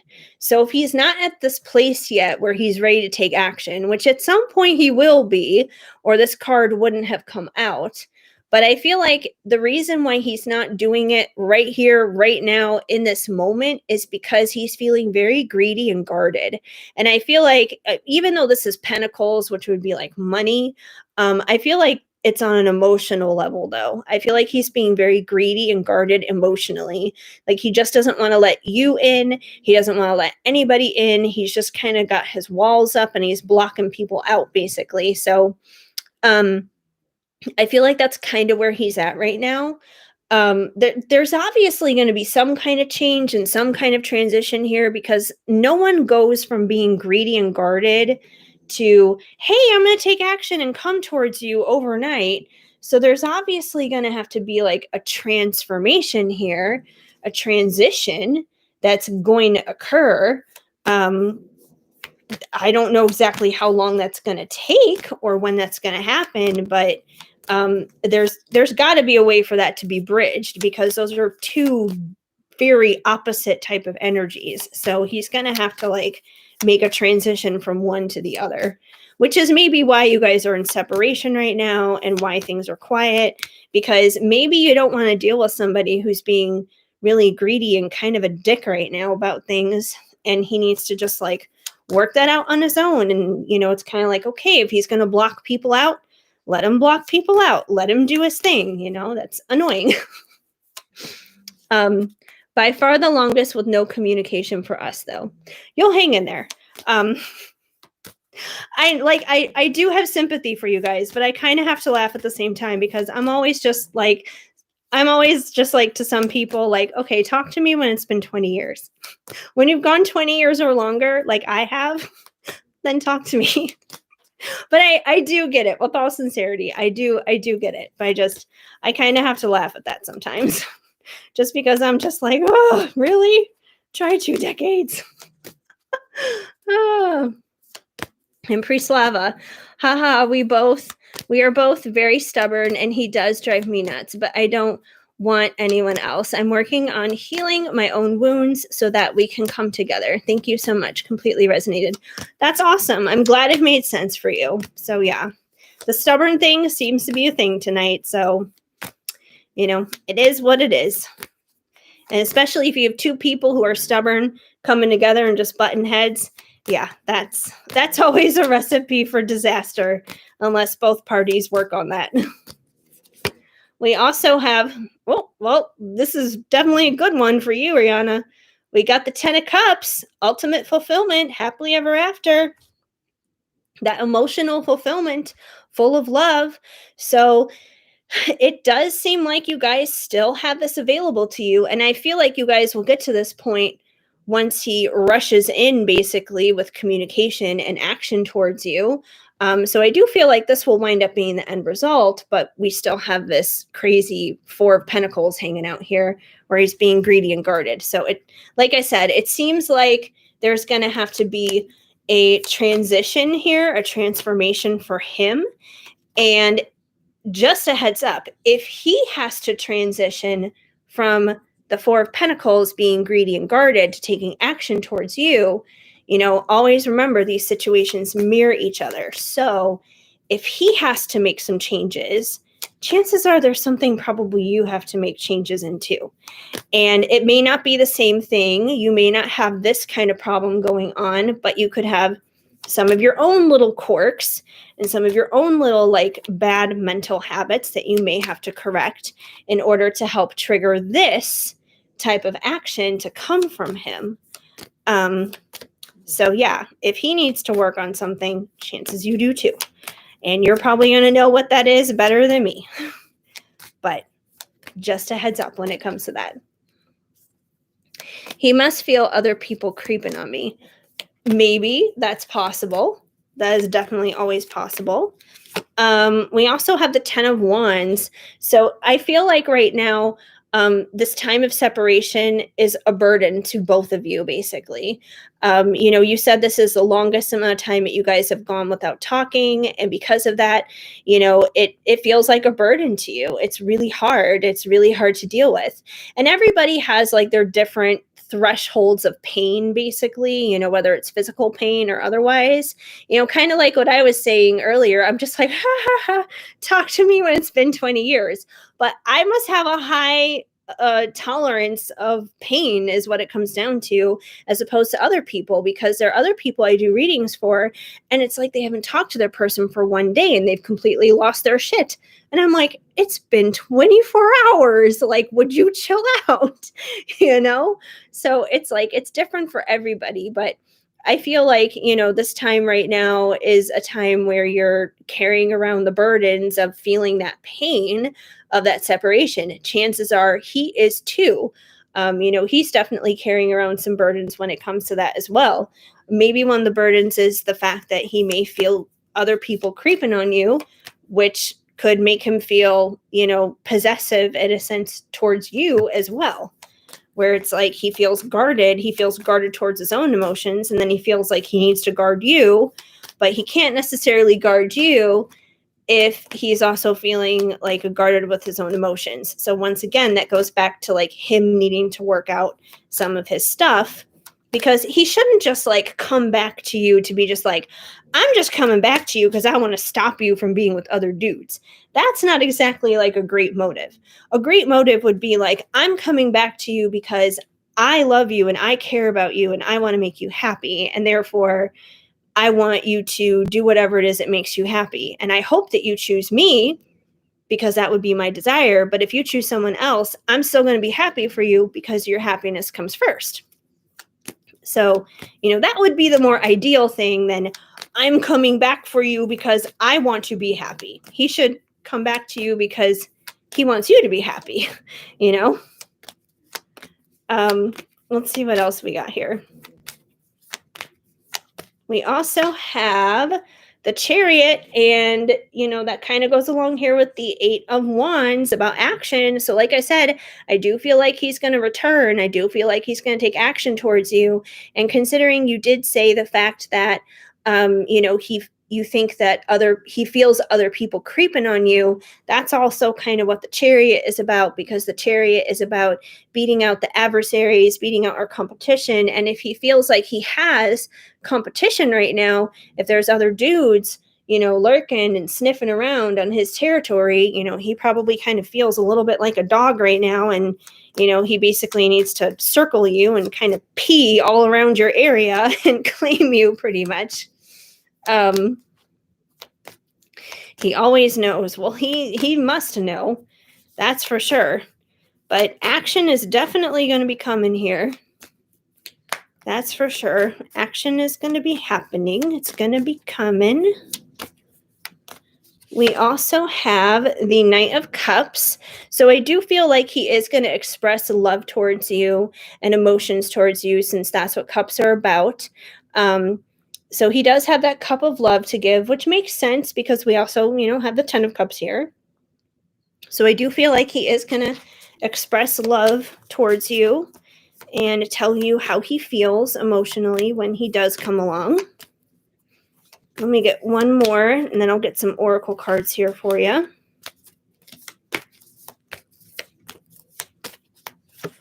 And we have the Six of Swords.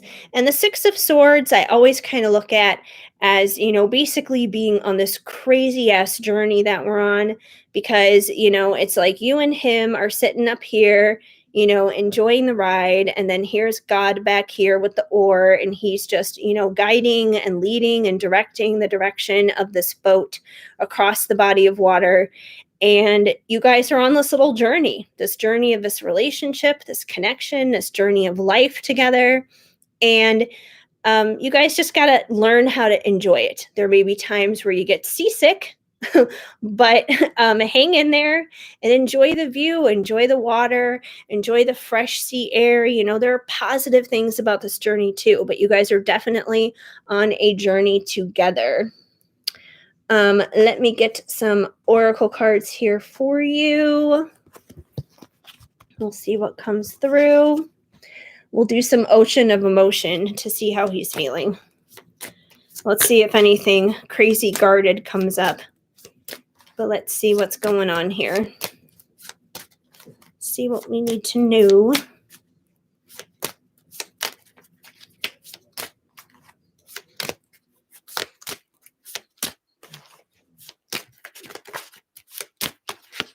We have love. I'm so madly in love with you. I think it's hilarious how the same cards really just love to come out sometimes every night. I just feel like a lot of you guys are usually are on the same vibration, because these cards just love to just pop back up again. But he is definitely madly in love with you. And the thing is, he's not just in love with you. He's madly in love with you. And if you're madly in love with someone, then that means, the love kind of drives you a little crazy. It can be a little much. It can be a little overwhelming. It's probably overwhelming for him. It's overwhelming for you. It's overwhelming. So he's overwhelmed with love. Hi, Nayla. Did you submit a payment through PayPal or Venmo? Because I am just doing paid readings, just as a heads up. Information for that is down below if you haven't submitted your payment yet. I haven't checked. Now I'm dropping cards. I haven't checked my phone to see if there's any new payments. But as of right now, I'm on Rihanna, and then Will is after that. Oh, there's several cards down there. This is great. And then Jessica's after Will. Come here, cards. Okay. We had a whole bunch of them fall out. Okay. Back to the shuffling here. Back to what I was doing. All right. My hair's getting all crazy again. And now it's getting all staticky again, too. This drives me nuts. Here in Chicago, my hair gets so staticky in the winter, and it's not like that in LA. Kind of drives me nuts. Okay. How else is he feeling? Let's see what else is going on with Rihanna's dude. We have committed until death do us part isn't enough. So he is committed to this. It may drive you guys nuts. You guys may not be talking right now as of this moment, but this is definitely a committed connection. And I kind of touched upon this earlier. I forget whose reading it was in, but this is it's a spiritual commitment. You guys have kind of already made this commitment to one another. And the thing that a lot of times we forget about as human beings is to not be controlled by our emotions when it comes to our commitments. And this isn't just when it comes down to love, but commitment in general. You could have a job, for example, and you could be committed to going to work every day for a certain amount of hours to do a certain thing, every single day or whatever. And I'm sure there are days you don't always feel necessarily like going into work, but you still go because you made a commitment to do it. It's no different when it comes down to these relationships and when these connections. Sometimes we don't always feel like dealing with that person. Sometimes we don't always feel like we want to stick around in it, but there's a commitment that's been made there. So, it's a promise. You stick it out anyways. And this is a promise that's been made on a spiritual soul level, basically. So you guys will figure this out. and come back together, because he feels committed towards you. You definitely feel committed towards him. There may be ups and downs and in and outs, and like a roller coaster ride at times, but it doesn't change that commitment level. That's for sure. Does not change that. Flying cards. Yes, flying cards. It's not when pigs fly, it's when cards fly. And they seem to like to do that a lot. We also have sexual let's play. So there's definitely, that sexual connection that's there.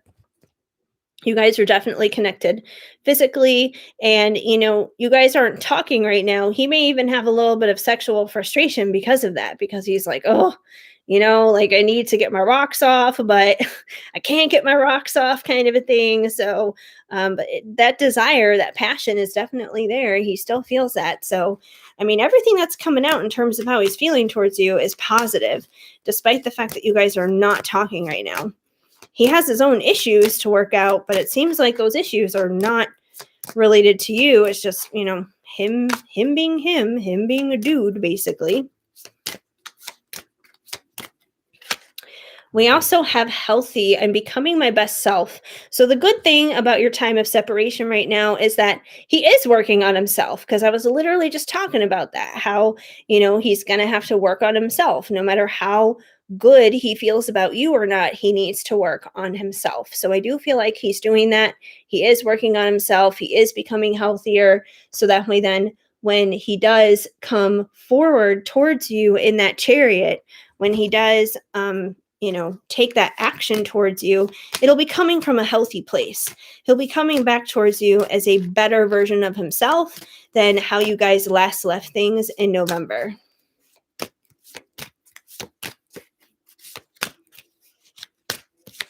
We also have illuminate. Your light helped to guide me out of my darkness. So he's probably dealing with some of his own darkness right now.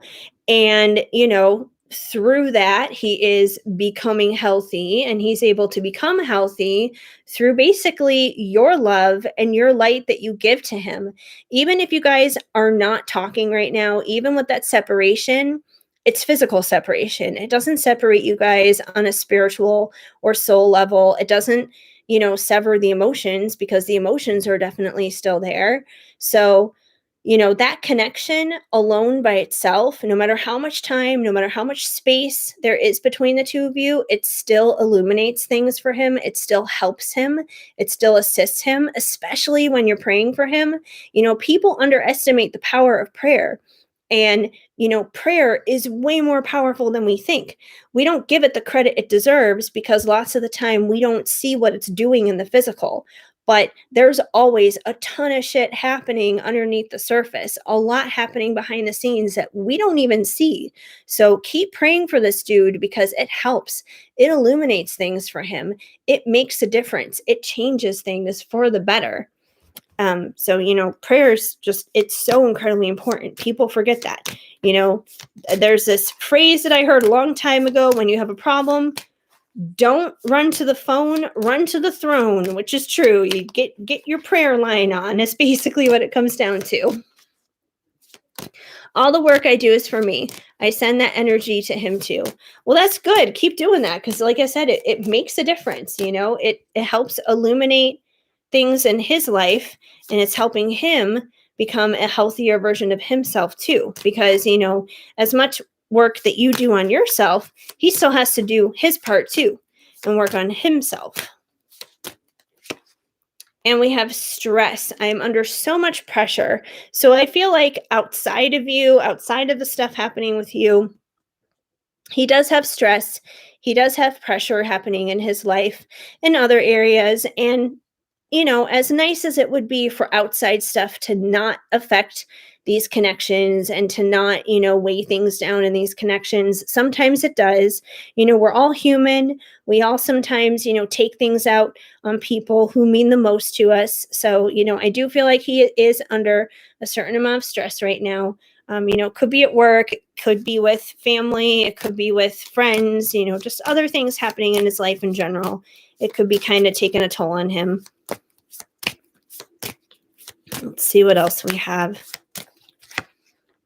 We have nervous. My anxiety is worse than ever before. I'm constantly worried and insecure. So I feel like the stress has kind of put this nervous kind of energy on him as well. Once again, I don't feel like that this is about you, though. I feel that it's other things going on in his life, which has just kind of, got him a little stressed out and nervous and that kind of thing, and just a little distracted when it comes to stuff, basically. Because everything with you seems to be, like I said, really good, really positive. It's kind of like that greedy thing that came out earlier with the Four of Pentacles. I feel like he's got some of his own shit that he needs to work out outside of you. And then when he does, you'll see that action come from him. And we have lies. I can't seem to do what's right. So I feel like part of his struggle here is he's trying to do what's right in his own life, but I feel like sometimes he feels like he's not doing enough. Like he's kind of lying to himself.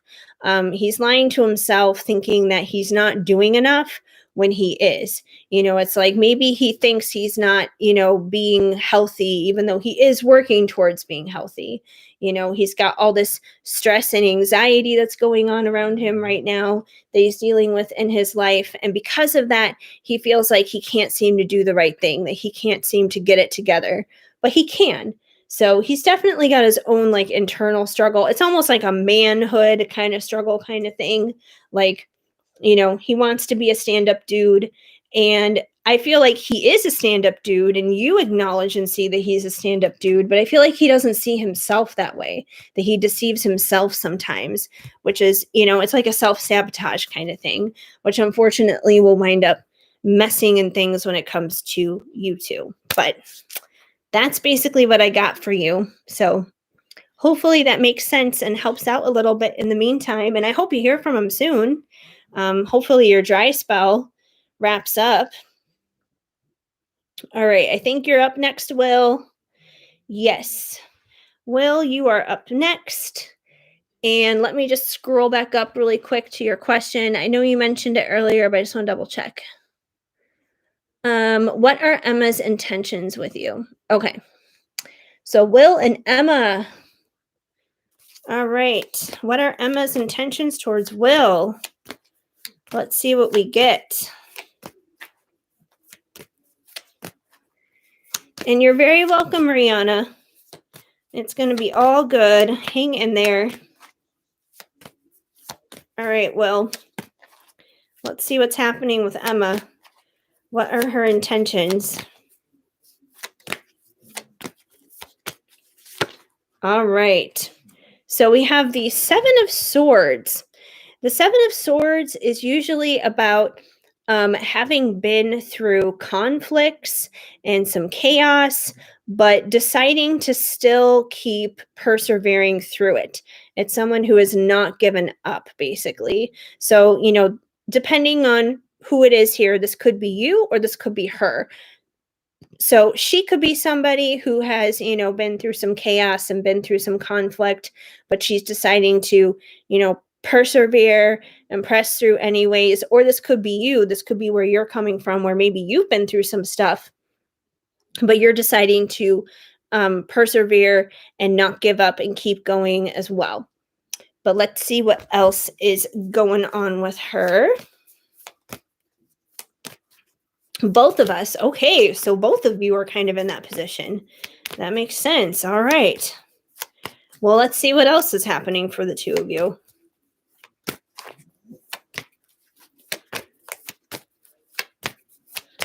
We also have the Four of Cups.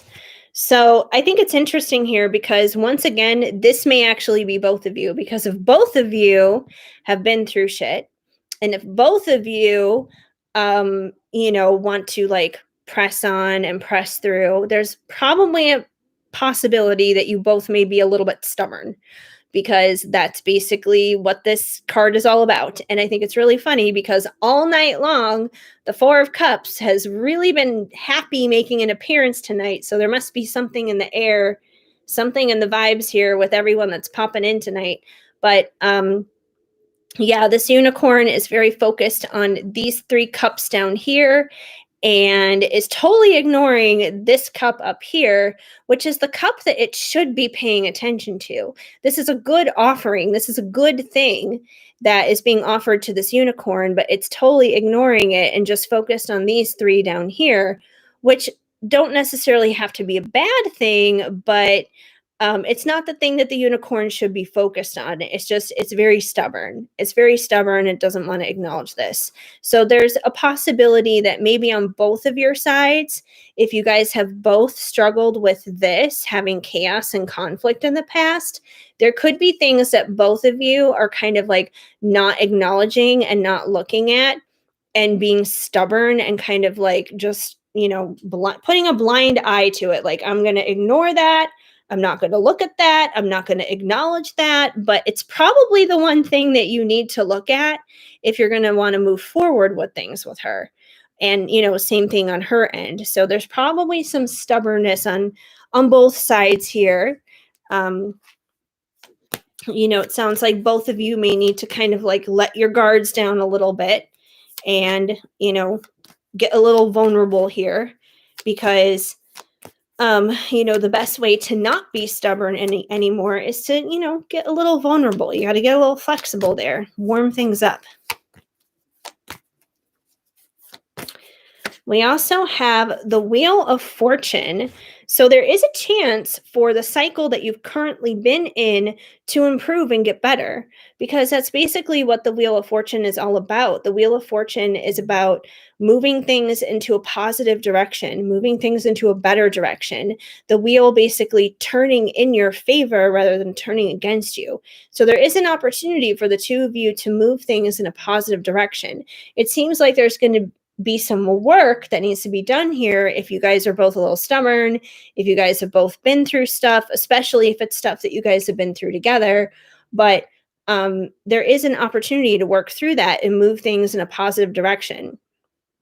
So if we're talking about like her intentions here specifically, I do feel like she has good intentions because, the Wheel of Fortune is about like good stuff, things going in a good perspective, in a good direction. So I do feel like that is available to you. That can happen for you. She does have good intentions, but it just seems like there may be some gunk and some junk that you guys may need to work through before you can officially move things into that season. Well, let's see what else we have here.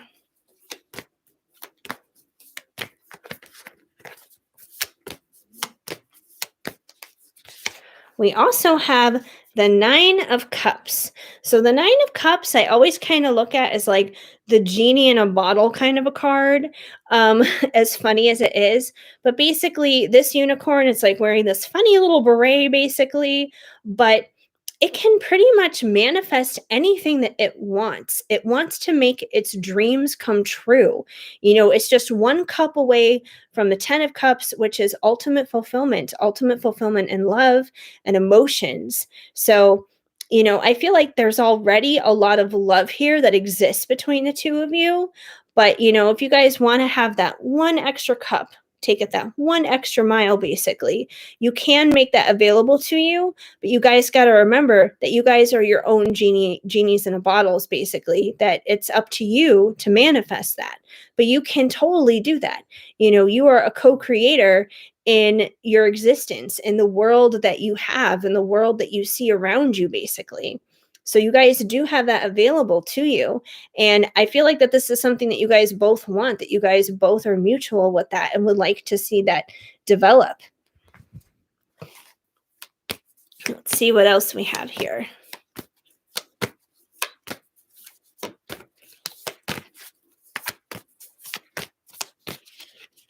We also have the Ace of Swords.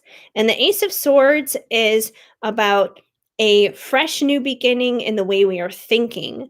It's about a new beginning in our thoughts and our beliefs. a new way of thinking, a new way of speaking.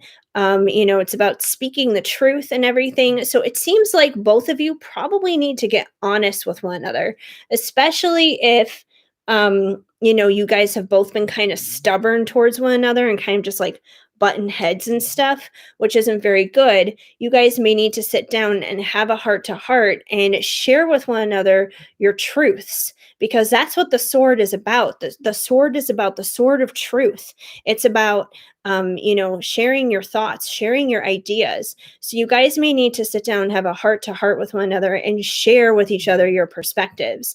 And, not only that, but when you go into that conversation, go into it with an open mind, basically, because you may both have a perspective shift and a perspective change, and drop some unhealthy thought patterns, negative thought patterns, negative mental strongholds that have been holding both of you back, so you guys can develop more positive ways of thinking, more positive ways of being.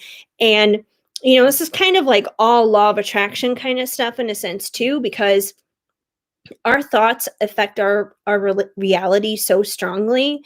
What we think turns into how we feel turns into our words turn into our actions become our character becomes our life. It's a domino effect, so on and so forth. So you really got to think about what you're thinking about in a sense. So if you guys have kind of been held up in like this negative thinking thought pattern stuff, where there's been all this chaos and craziness and that kind of thing, and it's kind of put you guys into maybe more of a stubborn kind of place with one another, those are the things that need to drop. Those are the things that need to like fall to the wayside, basically, so you can make space for better thoughts, so you guys can be that genie in a bottle here, basically, to manifest that the future and the relationship that you guys really want to have with one another, and move things in a direction towards your favor. That's great. Yes, we do need to do that. Yeah, I mean, it's so funny because, reading tarot cards in a lot of ways, it's not just about, tapping into what's happening spiritually, but in a lot of ways, it's like relationship coaching in a sense, because some of this isn't just about, what's happening spiritually, but some of it is just very practical stuff. It's very ABC 1, 2, 3. It's like, hey, if you need to sit down and you need to have a heart to heart with somebody, you got to sit down, you need to have a heart to heart with somebody. That's just the bottom line. So, sometimes it's just about common sense. And a lot of times people forget about that. We also have the King of Pentacles. And I feel like this is how she sees you. She sees you as her King of Pentacles. And that's a great thing to be seen as. I feel like every girl wants to find their King of Pentacles. And the King of Pentacles is someone who's super stable. He's reliable. He's a wonderful and loving husband. He's a stand-up and good father. He's the man with the plan, basically. He's the stable dude, the reliable dude. So I do feel like she sees you this way, as someone who's just very strong and someone who's reliable and someone she knows is going to be there. So she definitely trusts you a lot. Let me get some ocean of emotion here to see how she's feeling towards you. And let me move these out of the way so I have some space here. Excuse me, cards. Move over here. There we go. Alrighty, let's see what we got here. How is Emma feeling right now? How is she feeling?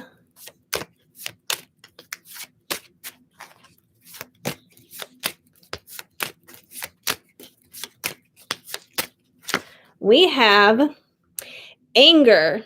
There's a burning rage inside of me. So she seems a little pissed off as of the moment, but I feel like this is probably coming out of, the chaos and the craziness that's already happened in the past. I feel like it's coming from that. And I feel like it's also kind of coming from that stubborn energy. So it's not so much that she's angry at you. I feel like she's angry at the situation.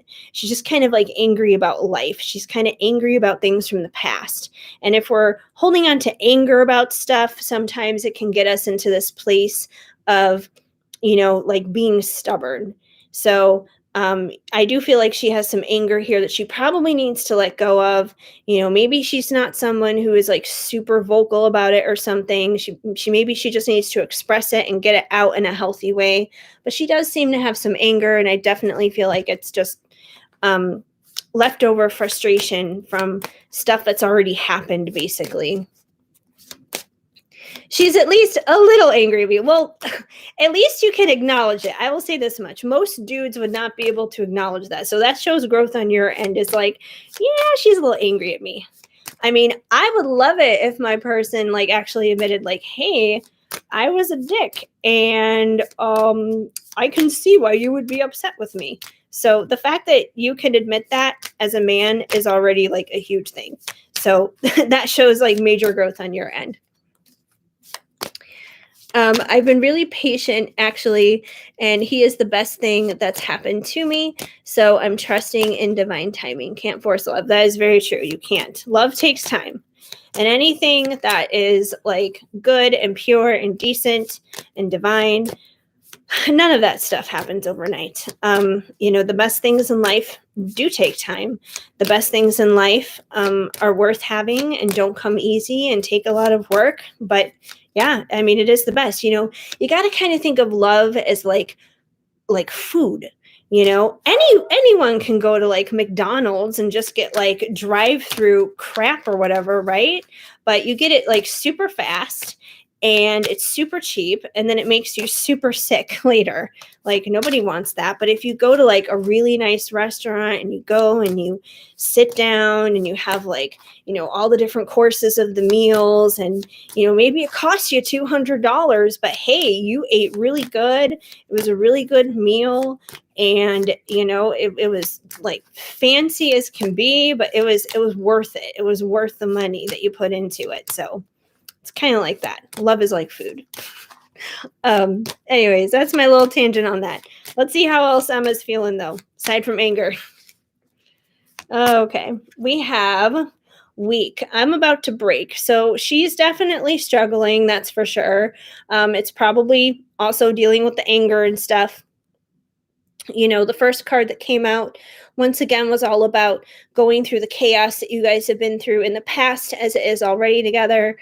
So she's probably feeling pretty weak right now from that. She probably needs some time to just like heal and decompress and pull herself back together in a way. Just kind of disconnect and relax. Maybe you both need to do that a little bit right now. Let's see how else she's feeling though. But she's not in a good place right now. That's for sure. She's not feeling so great as of the moment. So she definitely needs some time for healing. We have codependent. My hands are tied. So perhaps you guys have kind of been in a little bit of a codependent kind of thing, which has probably been part of the struggle. Or she could have codependent issues with other things in her life. Maybe there are other people in her life she's codependent on. It could be family members, it could be friends, but there's definitely something happening in her life where she's a little codependent on things, which could also be a struggle in the connection between you two and what's happening between you guys.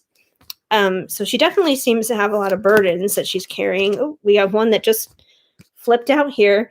Beauty. Your natural beauty takes my breath away, which I feel like is probably how you feel about her. You probably find her very beautiful. But if we were to like flip-flop this of like a girl and how she feels about a man, I feel like she would say that, she finds you to be very handsome, that kind of thing. So, she may be pissed off at you, but, she still cares about you. That's for sure. I know I already did yours, Prislava. I was just commenting on your little chat remark, that's all. Because my eye naturally will just go to the chat when I see new stuff come up, and I'll be like, oh yeah, I'm just gonna comment on that. So you have codependencies too.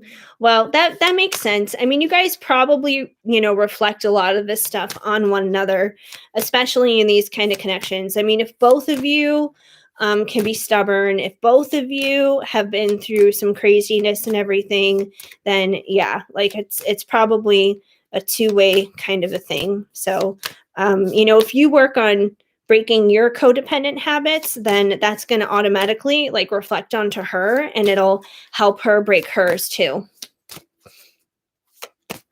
So yeah, and that's totally cool if other messages resonate, Prislava. And that usually happens, especially considering there's only 5 people watching right now.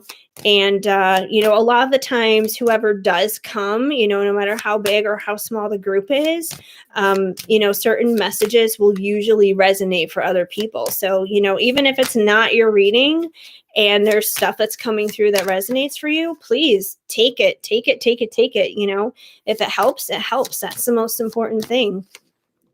We also have depressed. Nothing matters anymore. I give up. So she is definitely, without a doubt, struggling. She is struggling for sure. If she's struggling, I'm sure that means you're probably struggling too. It seems like you guys are probably both just in a really, really difficult place. And, when it comes to depression, it's never easy. And the best thing you can do with someone who's dealing with depression is to just listen to them, because a lot of the times people will make that mistake of like, oh, you're depressed, so let me give you advice and let me tell you what I did when I went through that or whatever. But when someone is depressed, that doesn't necessarily always help. So the best thing you can do is to just like be available, like be an available presence in her life. And when she's ready to come to you, she will come to you. And just listen. Just listen. Like, that's honestly the best thing you can do for anyone who is dealing with depression, is to just make yourself available, be that presence in their life, and listen. So, yeah.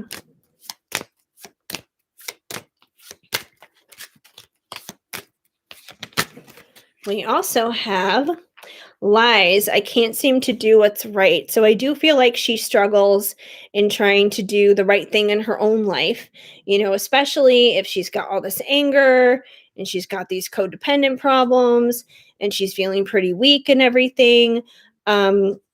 Yeah, she's struggling. She may be a wonderful person, and she may have a lot going on for her, and there may be a lot of times she does get it right, but I feel like she kind of deceives herself a lot of the times into thinking that she doesn't do anything right and she can't do things right.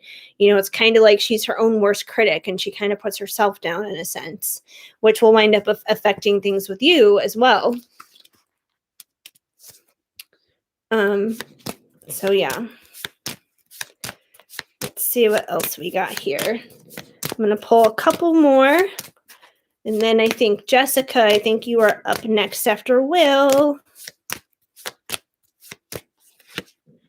And we have freedom. I'm ready to break free. So I feel like what she wants to break free from is all the pain and all the agony, because clearly there's been a lot of pain here in this connection. She wants to break away from her own codependent habits. You probably do too, for that matter, if that was making sense for you. She wants to break away and have freedom from her depression, and it's like, when you have depression, it's almost like you feel like you can't breathe. You feel like there's like this weight just weighing down on you. And I feel like she wants freedom from that. She wants freedom from all this pain, from all this depression, from all the stuff that's upsetting her. She doesn't want to feel like that. I'm sure you don't want to feel like that. I'm sure both of you don't want to feel like this in your own situation. So, it is a lot of heavy energy that's coming through. I'm not going to lie. It is a lot of heavy duty energy that's coming through. I think it's possible for you guys to break through it, because you did get like the 9 of Cups and everything coming through, with being able to transform it. But I think it's going to take some work. It's going to take some time. That's for sure. There's definitely some healing and probably some like solid, good talks that are going to happen and that kind of stuff. And we have determined. I'll never stop trying to do better. And I feel like this is a mutual thing. I feel like you guys both feel this way about one another, about your relationship, about like yourselves as individuals, and just becoming like the best versions of yourselves so you can live your best lives, and so you can be the best versions of yourselves for one another and have a good life together. So, it may be kind of like an uphill battle. We got this dude here who's, trying to climb the mountain. So it may feel like an uphill battle at times, but you guys are both strong and you guys can both get there. And, when you do get there, the view on top of that mountain is going to be absolutely gorgeous and stunning and amazing, and it is going to be worth it 100%. So hopefully that helps you out and gives you a little bit of assistance to kind of get through it.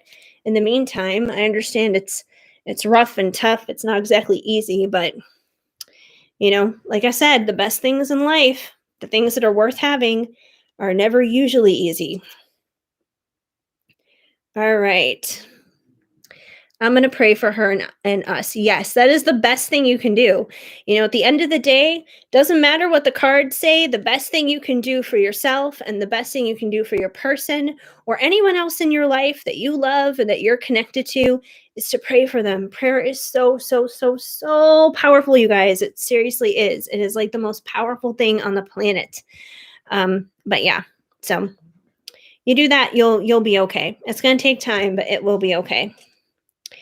All right, Jessica, you are up next. What is your question? I see you with your Venti, but I don't see you with your question. But I know you're there. So lay it on me. I'm going to scroll up just to make sure I didn't miss it. But I don't think you put in your question yet. So I'm going to double check Venmo in the meantime to make sure I haven't missed anything on Venmo. And then I will start with you, Jessica. All right, nothing over on Venmo. Venmo's cool. And check over here with PayPal. Yep, Jessica, and that's that.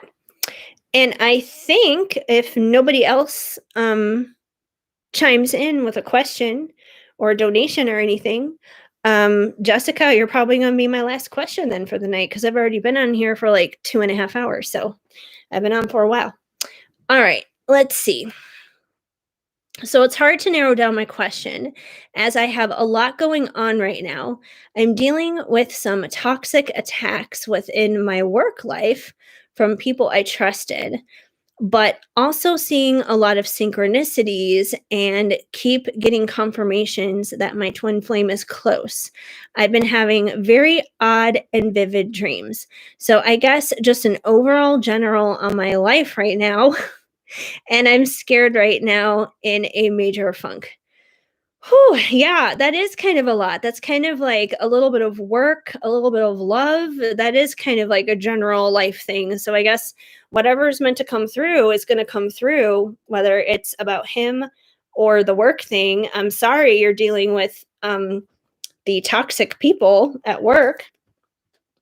I mean, that's definitely never fun, especially considering, work is where you spend most of your day. So you would think that, if you're going to be at work, you want to be able to enjoy your time there, not feel stressed out or alienated or attacked or anything like that. Oh, and I did see your post, by the way, about the blue cardinal dream, which was really funny because when I was reading that, I was like, is she talking about a red cardinal or a blue jay? Because I was like, what's a blue cardinal? She keeps saying blue cardinal. What is that? I was like, is she talking about a blue jay? Is she talking about a red cardinal? Like, what is this? But then at the very end, you specified, I know there's no such thing as a blue cardinal. I honestly don't know what the dream means. But it's really interesting. I don't know if you saw my post recently about the finch that we rescued, not in a dream, and very much so awake real life. And unfortunately, he didn't make it. He did pass, but my dog found him, and we tried to save him. We tried to rescue him. We took him to a wildlife rescue, but he didn't wind up making it. He had, according to the wildlife rescue vets, he had salmonella poisoning, so that's why he didn't wind up surviving. But we tried. We tried to save him. No, it was a blue cardinal. That's so weird. Well, maybe there's a new breed of bird coming along. Who knows? That's so funny. Blue cardinals. All right. All right. Let's see what we need to know for Jessica. What is it we need to know? Because that's kind of a loaded situation going on. Yeah, he was a cute little birdie, the little finch. Little Finchy. All right. We have got the Emperor. All right. So when I see the Emperor, the very first place my mind goes is basically your divine counterpart.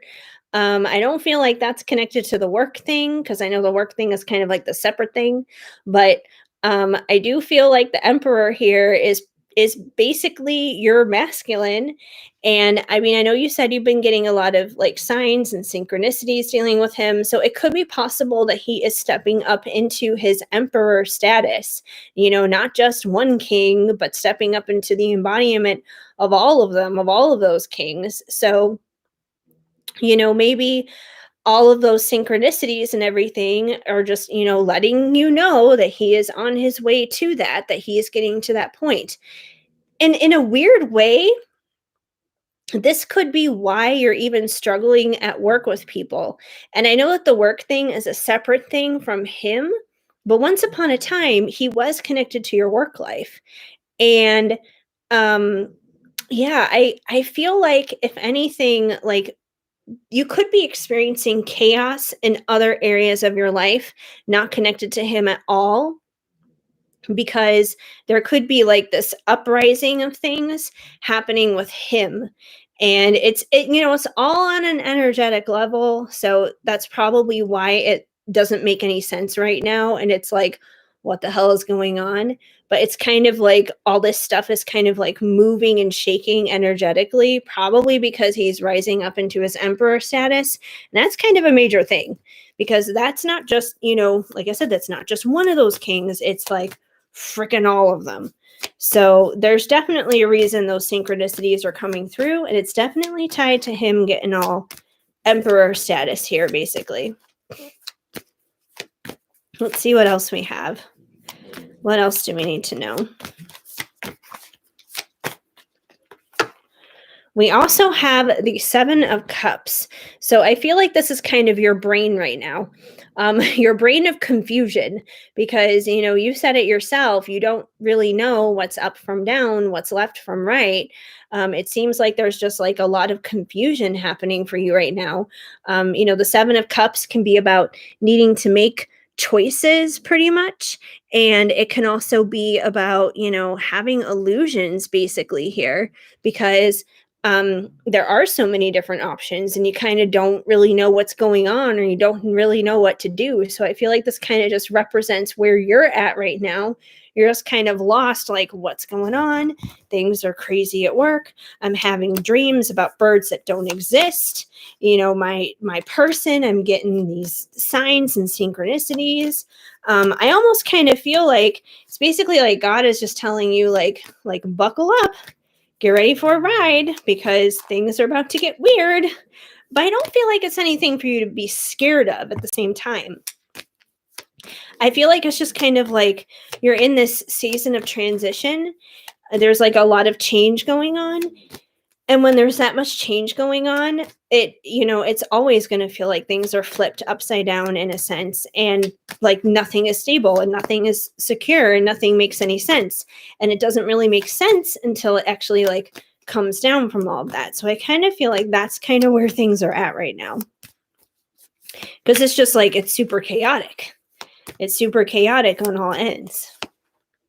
We also have the Ace of Pentacles. So the Ace of Pentacles is about a stable and fresh new start, you know, a very secure start here. So I feel like in conjunction to work, one of the reasons why this is happening is because, you know, you yourself are moving into a more like stable season when it comes to your job, when it comes to work. And I know like a while ago, you mentioned something about like a promotion or something like that was in the works. But I do feel like there's something going on here in terms of you starting a new season when it comes to work. And that's why things are a little once again, crazy with the toxic people. So it's like you're in a season of change at work, you're in a season of change dealing with your person, and between the two of them, you're going a little crazy, like, what is going on? All these different things happening around me. Ah, kind of a thing. And oh my gosh, like a card totally just flipped out all the way on the other side of the room and just like woke up Shadow from his nap. Yeah, after 2020, I'm not sure how much more I can take. Well, 2020 has definitely been insane for all of us. I'm going to go retrieve that one card that just flew way over there because maybe that card is the key to everything. So just give me a minute. I got to go like literally like get up from this chair and go get it. So hold on one second. Come here, card. Come here. Oh yeah, this makes sense. This makes sense. Okay, so the card that decided to go flying is the Five of Swords. And the Five of Swords is about conflict. Without a doubt, indefinite conflict and craziness and deception and all that kind of stuff, which I feel like, once again, is where you're at. Especially with the work thing. I feel like most of the conflict is definitely tied to work. But let's see what else we got here. That card really wanted to fly out, though. Let's get something with a little bit of peace here, with a little bit of goodness. Yeah, because it's definitely upheaval, without a doubt. It's a lot of upheaval. But I do feel like it's temporary. I don't feel like this is something that's going to last forever, you know?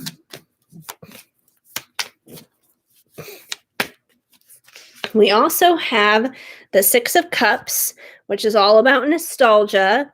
And okay, this is going to sound really weird because I know that this isn't even a part of your question necessarily, but I know it kind of ties in with the whole chaotic thing.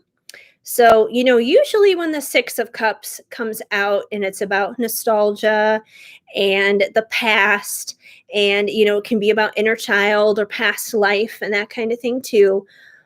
But I don't feel like this is connected to work, and I don't feel like this is connected to your masculine either.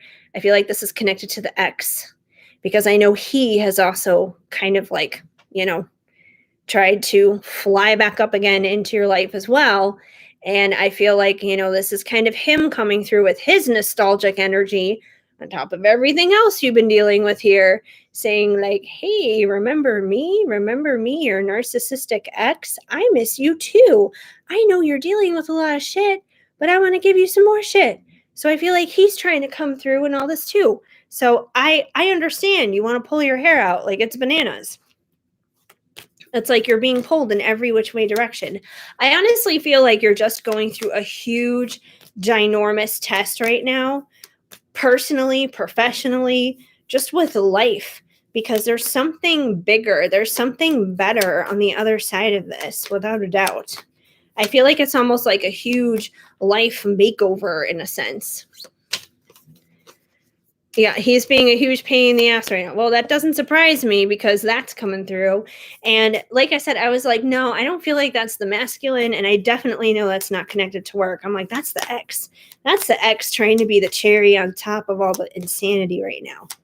So, I mean, obviously ignore him. He's just a nuisance through all of that. But yeah, I just feel like it's like your life is going through a major makeover right now, where it's like, you know, new level, new devil. You're taken from, you know, down here to up here, and that's no easy thing to go through. We also have the Ace of Wands. So the Ace of Wands is about a fiery and passionate new beginning, basically.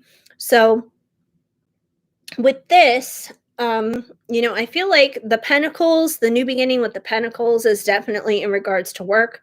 And unfortunately, I don't like saying this, but I feel like this Ace of Wands is like that passionate new beginning that the ex stupidly wants.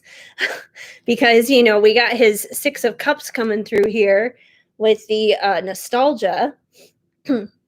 But the Ace of Wands, it's not necessarily about love. It's about sex. It's about, just like passion and desire. And I feel like that's basically what he's wanting. It's like that one night stand phallic kind of thing going on here. So I feel like he's trying to come through in this too, where he's just like, oh, don't forget about me. I want to be in the reading too. Buzz off, dude. This is not even about you, but he's a narcissist, right? So of course he needs to make it about himself. So, oh my gosh. Okay. Let's see what else is going on. X, get out of here. This is not about you. Bye-bye. We have Judgment. So at the end of the day, I feel like when it comes down to everything going on, whether it's the X or things with your masculine or the work stuff, a final judgment call is going to be made on all of this. And, judgment, I also kind of see as like a cousin, a very close relative to justice as well.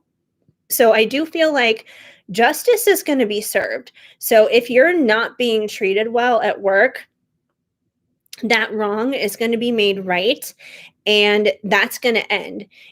All the synchronicities that you're seeing with your masculine here stepping up into his true emperor power, there is going to be a final judgment call made on that, and justice is going to be served on the journey that you've been on dealing with him too. So that final judgment call is coming. Justice is going to be served in every single one of these areas. And, if they're all happening at once, then it may happen all at once, all this stuff finally coming together. But I think it's important to remember, in a sense, even though it's chaotic and it feels like your life is completely out of control right now, it's important to remember that God is the one in charge of this. Because here's the thing, we've got all these unicorns down here, which is basically like us, like human beings. We're not, all great and mighty and powerful. But up here is basically like God, like the God unicorn. And that's the thing. God is always in charge. He's always there. He's much more bigger and powerful than us. So he's got this. He's going to make these final judgment calls. He's going to make sure justice is served. And he is going to, take the control in all the areas that you don't have control. So it is going to come together. And this definitely is not happening for no reason. Like, there is a purpose behind all of this. Our lives never just fall apart for just absolutely no reason, basically. Let's see. He's finally found another woman. Well, even if he found another woman, it seems like he's definitely still thinking of you, at least, which is annoying. It feels like a volcano ready to explode. And it does kind of feel like that, even in terms of the energy. It kind of feels like that. Just the energy kind of feels like it's like this momentum where things are just building and building and building. But let me pull some oracle cards for you, and we'll see what we got here. I'm going to pull some Sacred Creators oracle cards just because, it is kind of general. It's not like 100% career or 100% love. It's 100% life. So let's see what we get here. Let's see what's being created, in a sense, in your life.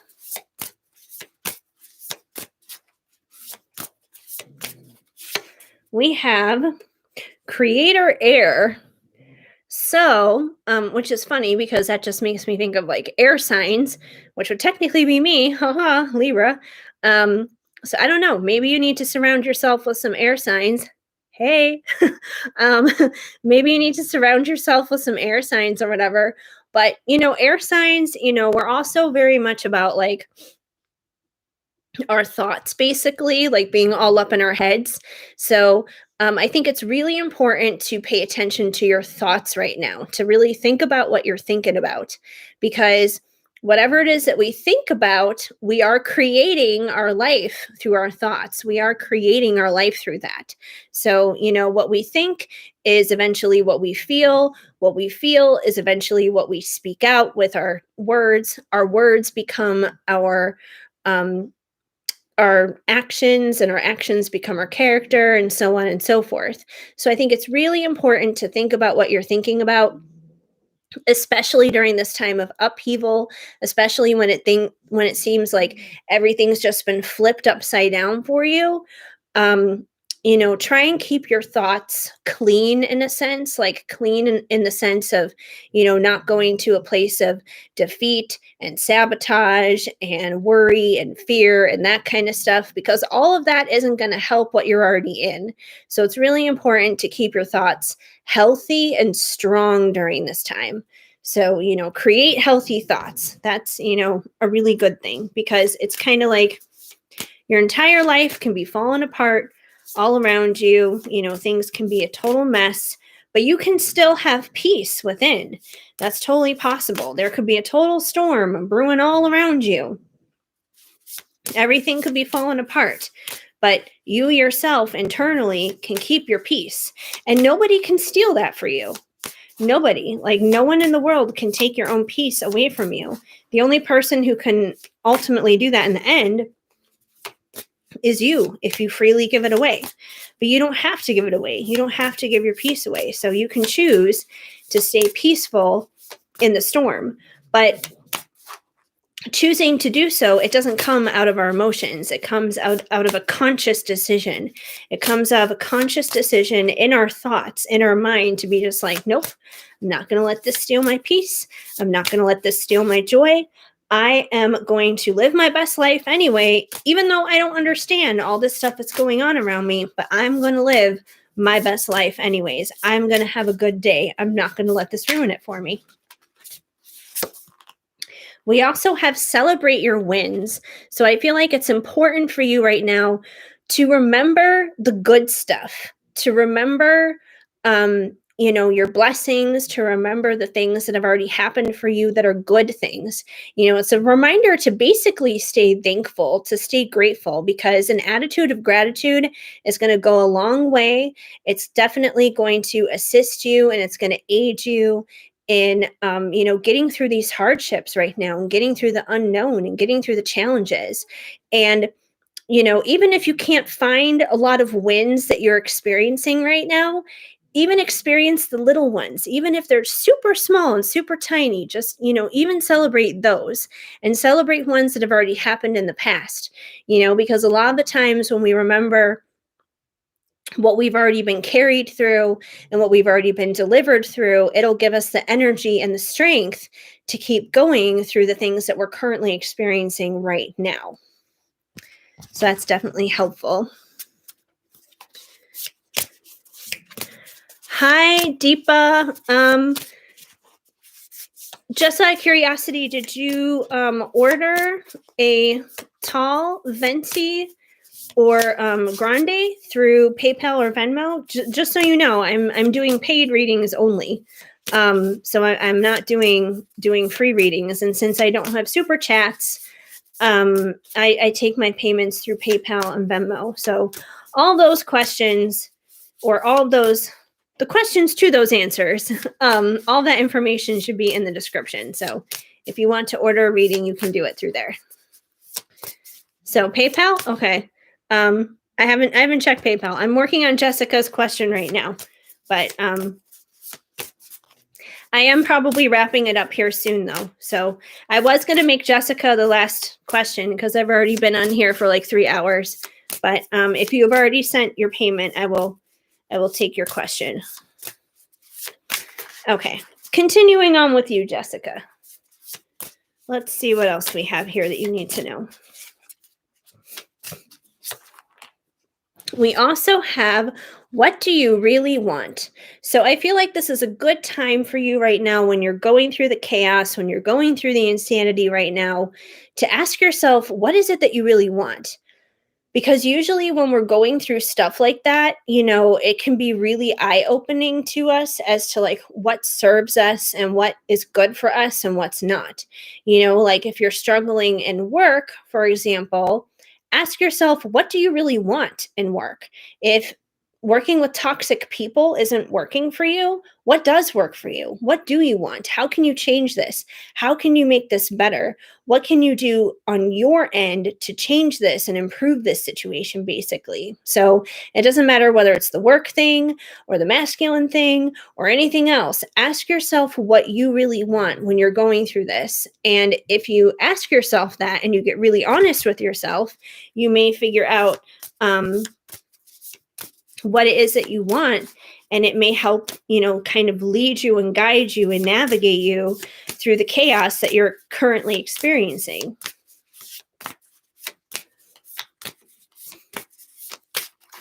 All right.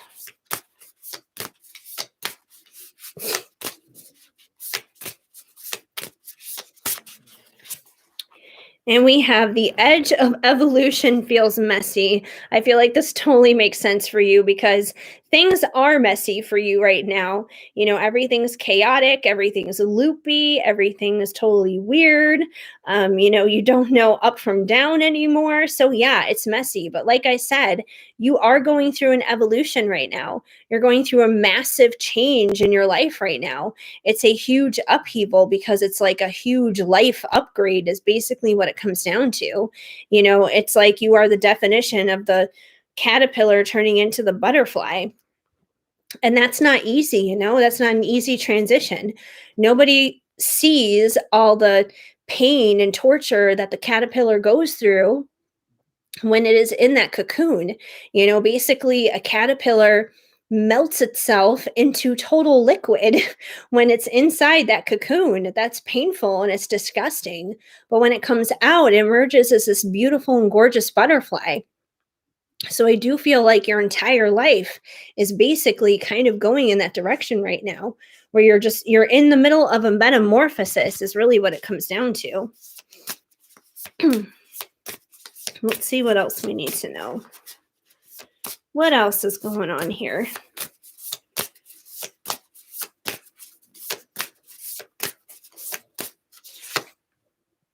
We have your soul shines. So, don't doubt yourself through this process. What you're going through right now, your soul is shining through. People are going to see you as someone who is so incredibly strong and inspiring through what you're going through.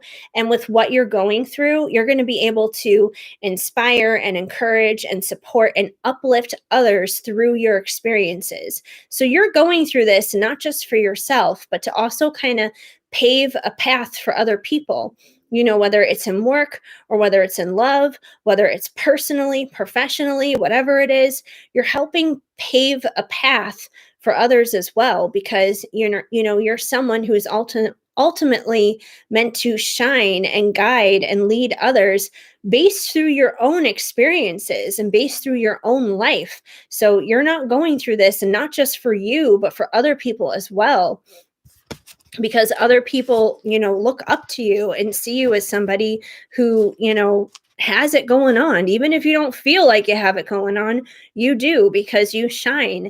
It's like that star energy, basically, that comes out of the star card in the tarot. That's pretty much you. You're like a shining star, is what it comes down to.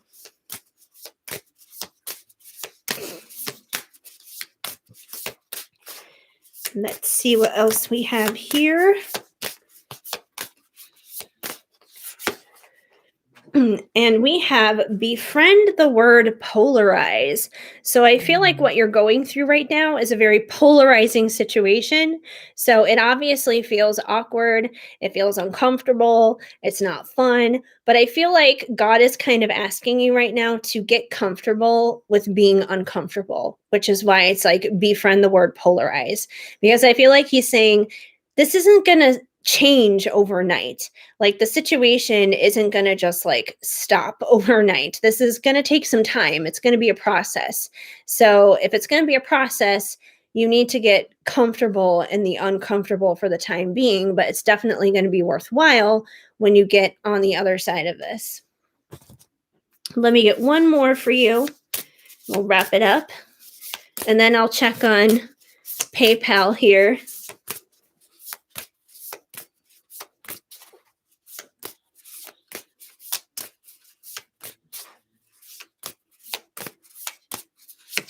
And we have changes, which is pretty obvious. I mean, this is kind of like the state the obvious card, but yeah, your life is going through changes. It's going through a massive upheaval. It is going through a massive makeover right now in love, in work, personal, professional, the whole nine yards. Even just you as an individual, as a person going through these experiences, you are going through a lot of changes, but I guarantee you, I promise you, it is definitely all for the better. It's going to make sense on the other side. You're probably just going to have to hang in there for a little while because, like I said, I don't feel like this is just going away anytime soon. So, not exactly the easiest thing. So, yeah, hopefully that helps you out. But you're in my prayers, Jessica. You are. You're in my prayers. And if I see any blue cardinals anywhere, I'll let you know. But I think that's really funny. The blue cardinals. All right, I'm going to check PayPal here really quick.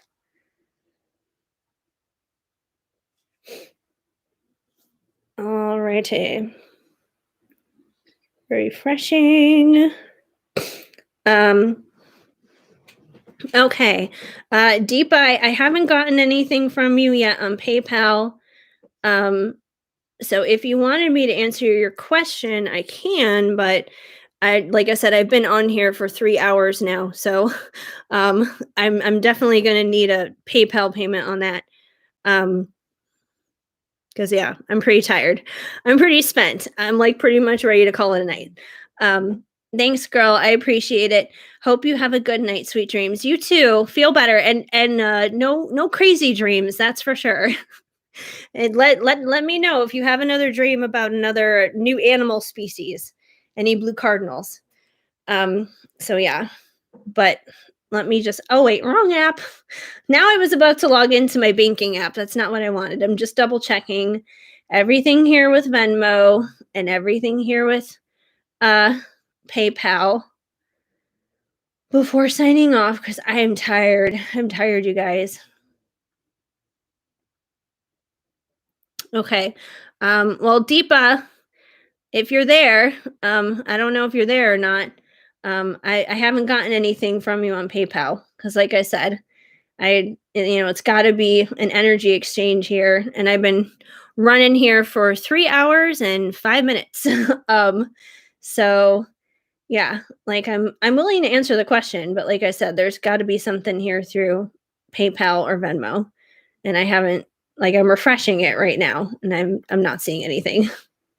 So, and there's 2 people watching. I don't know who's watching. I don't know who's here, but um if nothing else comes up within like the next minute, I'm probably just going to sign off here cuz like I said, I've been on for 2 hours. Um I think it's just you and I. Does it count for me? Am I watching myself? I don't know. I don't even know how that works. Is it just you and me? Cuz like I would feel bad. I would feel bad if like somebody sent a payment and then I was like, "Bye." And then that's it. Like I just took their money and ran or whatever. Um but no, I guess that's it. Okay. No one else is coming up here, so I think I'm gonna sign off. So I haven't gotten anything from Deepa if she left. I don't know. I don't know what's going on. Anyways, so yeah, but thanks for hanging in, Jessica. You're in my prayers. And well, before I do sign off, I'll have Shadow say hello. Come here. Come here, say hello. Say hello. Say hello. Hi. I've been sleeping and I need to go to sleep too. Yeah, he works hard for the money, doesn't he? You work hard for the money? Did you find a finch? Did you find a finch the other night? He did. He was the one who found the finch by the door. And he's so empathetic. He's such like a little empath himself because I took him to go potty. This was like a week ago. Please don't walk on top of my computer. I took him to go potty like a week ago, and he was so obsessed with checking something by the corner of the door, and I didn't know what he was freaking out about.